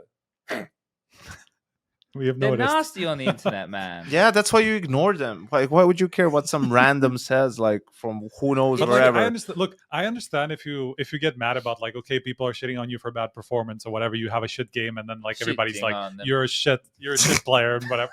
What? What is happening? Shitting on Did I them. say that? Or? No, I did. No, You Chad didn't say did. that. Okay. I understand if that impacts you, but if it's something as stupid as that, where you're like, it cannot possibly be serious, like people cannot possibly mean it, and if they do mean it, they're just stupid. Like, why would you even take that into account, So like, just getting it, I kind of agree with that part. Like, I also get These like fucking let's- Eastern Europeans, Jason. They know It's- nothing about it's- mental no, health. but It's I let unbelievable. shit like that get to me as well. Like when somebody said something like Yeah. super stupid on Just YouTube or bottle it whatever. all up inside and get cancer like everyone else in the world when they deal with their issues. See, that's the healthiest way to do Yeah, it. we'll That's be how fine. that's how you're supposed to do with I've it. been yeah. saying that for years. But usually it's never the stupid stuff that gets to me, It's never the like egregiously mental things that get to me. It's always something that I That has a kind little bit feel of like- truth to Yeah. it. that That has a little bit of truth to it, Yeah. whatever it is, that this just gets to you at some point. Or like things that get to me is like people being like really stupid and just like completely overlooking absolute like things that are absolutely obvious, So like that sort of thing. See, look but how never mean that people stuff. are. Chad really went downhill after the transplant, man. But that's one of those things. Like, how can you let that get to you? What's he being mean, man? But why would you let that? But that why did he get to say you? that to me, man? But why? I'm a human being just like everyone else. He's just trying to People elicit are a mental. reaction from you. Well, he got That's- it, man. There you go. So you let him in. That's yeah. He's So won. sad. That's a You've learning. lost. It's over. It's all over. Yeah. Show forehead. What are you talking about? My hairline's fucking great. It's great. It's It's pretty- strong. pretty It's good. really Yeah. strong. That's what happens when you Yeah. pay a couple $1,000s for a guy to fucking take the hair follicles out the back of your head and put it in the front of your head. Yeah, It's kind of Bang. crazy. Yeah. that's nice. Should we be done? We can be. Well, we can keep talking if you want. It's 9:30. I don't know. We've done 2.5 what else? hours. What else? Well, We've what else do covered we a want lot. to talk about? Yeah, what else is going on? Anything? Holy shit, Chad! There's a bracket Did any now new in the people big come to one. me Like, about VRS or did See? you do that? No, I didn't do that. Lucas did that. But this Ah. is what happens when you have a producer. When we get some sponsors, maybe we'll have one a producer too. Maybe one day we'll have some sponsors. I Maybe- did say 2025 was going to be the year we got sponsors. We will. I don't know. I feel this crossover. Do you think it's done us any favors? Do you think we're going to get more viewers? Yeah, Absolutely. so. You know, the exposure. That's what least it's all 10 more, about. yeah. There's going to be. I want to say something to HLTV and Talking Counter viewers because I'm starting to read this a bit more in comments. People like, why don't they have players Why on? would you do that? So with HLTV confirmed, I think with players, there's some who you know are going to be good for a whole episode, and there's some who you take a risk on, and they're not great. It's hard to get stuff out of them. So what we need to do is be a bit more tactful with who we pick and how long we have them for. Yeah. But also the other problem that we run into is because we do it live, right? It's not pre-recorded with HLTV confirmed. So if a player isn't available in the time slot that we have, because we not only have to worry about me, Prof Striker, we also have to worry about our producer and make sure everybody's available for that, then we can't get the player. So it does get a bit tougher from that perspective. And then our perspective, we're talking counter in terms of we do pre-recorded, but we're at an event like this. So we tried to get Flames the other night, but then he had a team dinner and then he had the VOD review. And then, you know, if we want to get them, okay, what time do we have available before we have to start casting? Are we on the same shift? Where are we going to do it? Right now, we're in my hotel room with a flipped up bed. Are you using the fucking HLTV app? Yeah, dog. You got to be one of the only people in the world Okay. who do that. Yeah, dog. I like it. It's pretty good. Except there's like a bug right now where I can't like log in. I'm not even sure if anybody's maintaining that. To And be then, honest. well, see, I figure the only way to get people to maintain is to actually fucking use it. So I Okay. figured I'd be one of the people using it. I mean, because that's a very idealistic way to go look it at is. things. It is. I get punished for that frequently. But you know, it's nice. I like it. Yeah. Any cool comments, Chad? Any nice comments in there? People are just asking, saying there is an app ? That's the thing. Like most people forgot. Look, I don't actually know if we're doing anything about it. I don't think so. Meanwhile, they have like 2 guys on payroll Just working 24/7 It's on like but the if you- a Pro DB that's But been if you in just the use the fucking use the 15 site on the years. phone, like as through a browser, like you're gonna get a good phone experience. I That's use kind of the point. desktop on the phone. Sometimes I do too because you just have to. But It's Yeah, I easier do to- the same, easier to yeah. navigate. I think the app's great. Do we want to do any men's? Thank you for that. Yeah, you're welcome. Do we want to do any men's health like we do on Talking Counter? You got a lot of bullying at the beginning. I guess you have something to say. No, Well, that's I'm good. Mental health. I have a strong mental health compared I to mean- these two degenerates. You can say for one man's bullying is another man's just sort of horsing around. Just boys will be boys, you know. The world out there, man, it can be a cruel place, as Chad has found out reading comments on the internet. You know, guys, it's not all sunshine and rainbows out there, right? You Right. need to be ready for some tough love.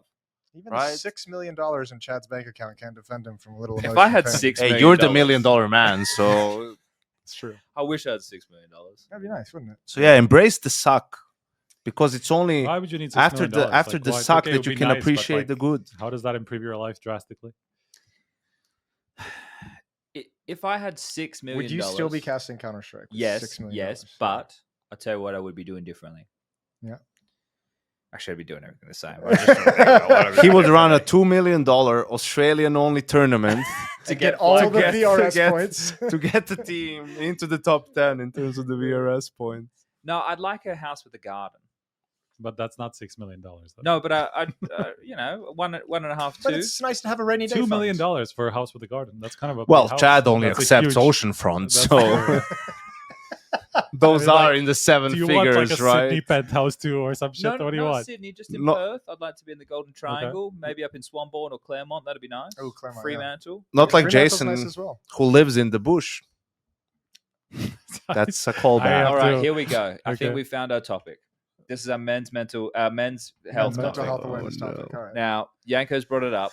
The bush. Now, I'm not talking about their bush. I'm talking about Regarding, our bush. regarding the health, I'm manscaping just going to do situation. this because my back is dying. Well, now he's on the ground. We can't. Oh, we can There we still go. see him. We can still see. That's right. So, Jason, Yeah. as the elder statesman Sure. in the room, and then it's me, and Yeah. then I don't know if it's Yanko or if it's Striker, but it doesn't matter. You've had plenty of years now to tussle with your pubic hair. Mm-hmm. What have you found is the best method? The best method. And how do you like it? Do you keep it neat and tidy, or do you just go full bush? This is a wild conversation. do- Neat and tidy, Chad. Neat and You tidy. got to do neat and tidy at least. Yeah. But what's your weapon of choice? I've tried. There's a popular brand that I don't want to. You know that Yeah. we're not sponsored by. That sponsors everybody though. Yeah. yeah, it's going to sponsor us one day, surely. I don't think it's that one though. Actually, I have recently had the Philips One Blade. Is nice. Yeah. It's very nice. Yeah, Does the trick. yeah, it does. It really does. Waxing is nice. What You've the? waxed. You waxed? Oh, so you go that clean? No, not at the moment. I was gonna, but that's a regular thing. No. Okay. we're We're talking learning, about what, we're like, learning so much. It's not a today. regular thing, Chad. I just think We had Only we, for we, Valentine's Day. We did a Brazilian wax on machine. It's coming up. that's true. We did. We did. Hey, don't deflect. It's on YouTube. Yeah. I've never done the Did you do Brazilian. that too? I've never done the Brazilian. You did that one too? I did I've, leg I've waxing. had my crack waxed. That's an experience. You guys should all try that once for your Twitch viewers at home. It's a Can't fun, imagine that. exhilarating feeling, and everyone deserves to have it. Was it like when you were in college? No, it was more recent than that. Yeah, So you post college. asked for it. It After- wasn't like a forfeit It of was a bet. after 2009. No, I did lose a bet. No. Oh, so I thought Yeah. you maybe It did was it a for the forfeit. wedding. You know, you'd get another for a Yeah, treat for we're yourself. getting married, baby. It's gonna be a special night for both of us. I just think, if you're keeping it tidy, you just need a pair of like manicure scissors, and that does the job. What the? That's like Bro, that's bold. What are manicure scissors? You better not Just sneeze. like little curvy one. Yeah, for yeah, no yeah. yeah. nails. Because if it's They're in his bathroom on the countertop. If you want to go take a if it's trim and tidy down there, you don't need him to get like a hedge trimmer out. You know, you just you get in there before the growth gets out of control. Yeah, but in that situation, you have to stay on top of it. That's you like could a fucking stab yourself. no, with- you're not. What are you fucking 3 years of age with scissors? safety scissors. Even no, well, they're not. But Bro, they're fucking small. They're tiny, you're not, pointy. You're not losing control of that. Only if the target's small. Yanko, I don't reckon you're doing anything. Yeah, you see. Why? Because I'm a Serbian barbarian. I wasn't gonna say it. I don't even wash. That's Actually, it's pretty neat and tidy yeah. in my domain as well, Chad. Yeah. I am the master of my domain. No, it's a combination actually. It's a trimmer and a shaver. Okay. Like Ooh. the one The one blade. no. The the- actual the blades. No. The Straight actual razors? Clippers? razors, yes. Oh, Yeah, okay, yeah, okay, yeah. okay. That has to be used for the Balls to your face first. I actually use separate razors for the two, Jason. Just making sure, man. I don't know. You know, but yeah, I can't use the trimmers for the testicles, Go on. right? Because like you would nick something, so it has to be the razor for that. Striker, what's up with your balls? I'm staying away from this conversation. Okay. Well, we do on Talking Counter. We like to do, Alright, men's health so I topics. should You're, Yeah, you're just okay. like we're talking about Can I- fucking balls and not Chad's hemorrhoids this time around. It's got a good point. Fair enough. That is true, and they're much better. Thank you for asking. All of the above. Tidy. Okay, Striker doesn't have a lot to add in there. That's fine. It's It's fine. That's okay. You know, it's a weird topic to talk about. I'm just trying to think. Have I You had see, any but other- that's Don't the really- problem with men. We don't talk enough about things, right? Well, what I want to do, You just push them under the rug, and then or not, if you use it, you're getting waxed like Jason. Yeah, there's no rug to push on. What I would like to do, an episode about fatherhood with the two of you and Harry, and I will be the ignorant non-father asking non-father questions because we did molding about balding. So we have to come up with a cool I name. feel like for this. that should have been like the topic of today's mental health conversation. Like We already did it though. We already did it. Oh, though, you right? have? Yeah, Okay. we did the So we balding one. need to do one about no, child. not balding one. I meant the fatherhood one. Yeah, Oh. but we need Harry. But you're not a Uh, father. And I know, but you are. Yeah. oh, Yeah. All right. Well, we should do that. Okay. Yeah. Yeah. We should do that next. next off season. Is everyone happy? I'm very happy. I'm happy. Yeah, I'm Anybody wanna fulfilled. Anything they want to go to their chest? No, I feel great. My coffee is really keeping me going. Nice. That's great. Thanks for that, Jess. It was tasty. It was, yeah, Right. like chocolate mocha. All right. This has been an episode of HLTV Confirmed meets Talking Counter. We'll be back with episodes probably on both next week at different times. Quick shout out to the sponsors, One Expert and Why don't you Skin do one at the same time with both of us? One Like hosting both. at the same time. Yeah. That'd be fucking That'd be exceptional. probably fun, no? I just wanted to say thanks for having us, Chad. It was a pleasure. How does that work? I don't know. That's weird. Yeah. Yeah, okay. Yeah, all right, cool. Hope everyone enjoyed tonight's show, and good night. Enjoy the playoffs. Peace. So Lucas will stop recording now, and then we're still live for Talking Counter people. Do you have to say What goodbye a again? what Or a anything else you want What a fucking boring ass show. Jesus Oh. Christ. Not Fucking, HLTV yeah. confirmed. That coffee, bro. Shit. Okay, are we good? Well, thanks, We're guys. good. Thanks. Yeah. Thanks everybody. Keep your balls neat and tidy.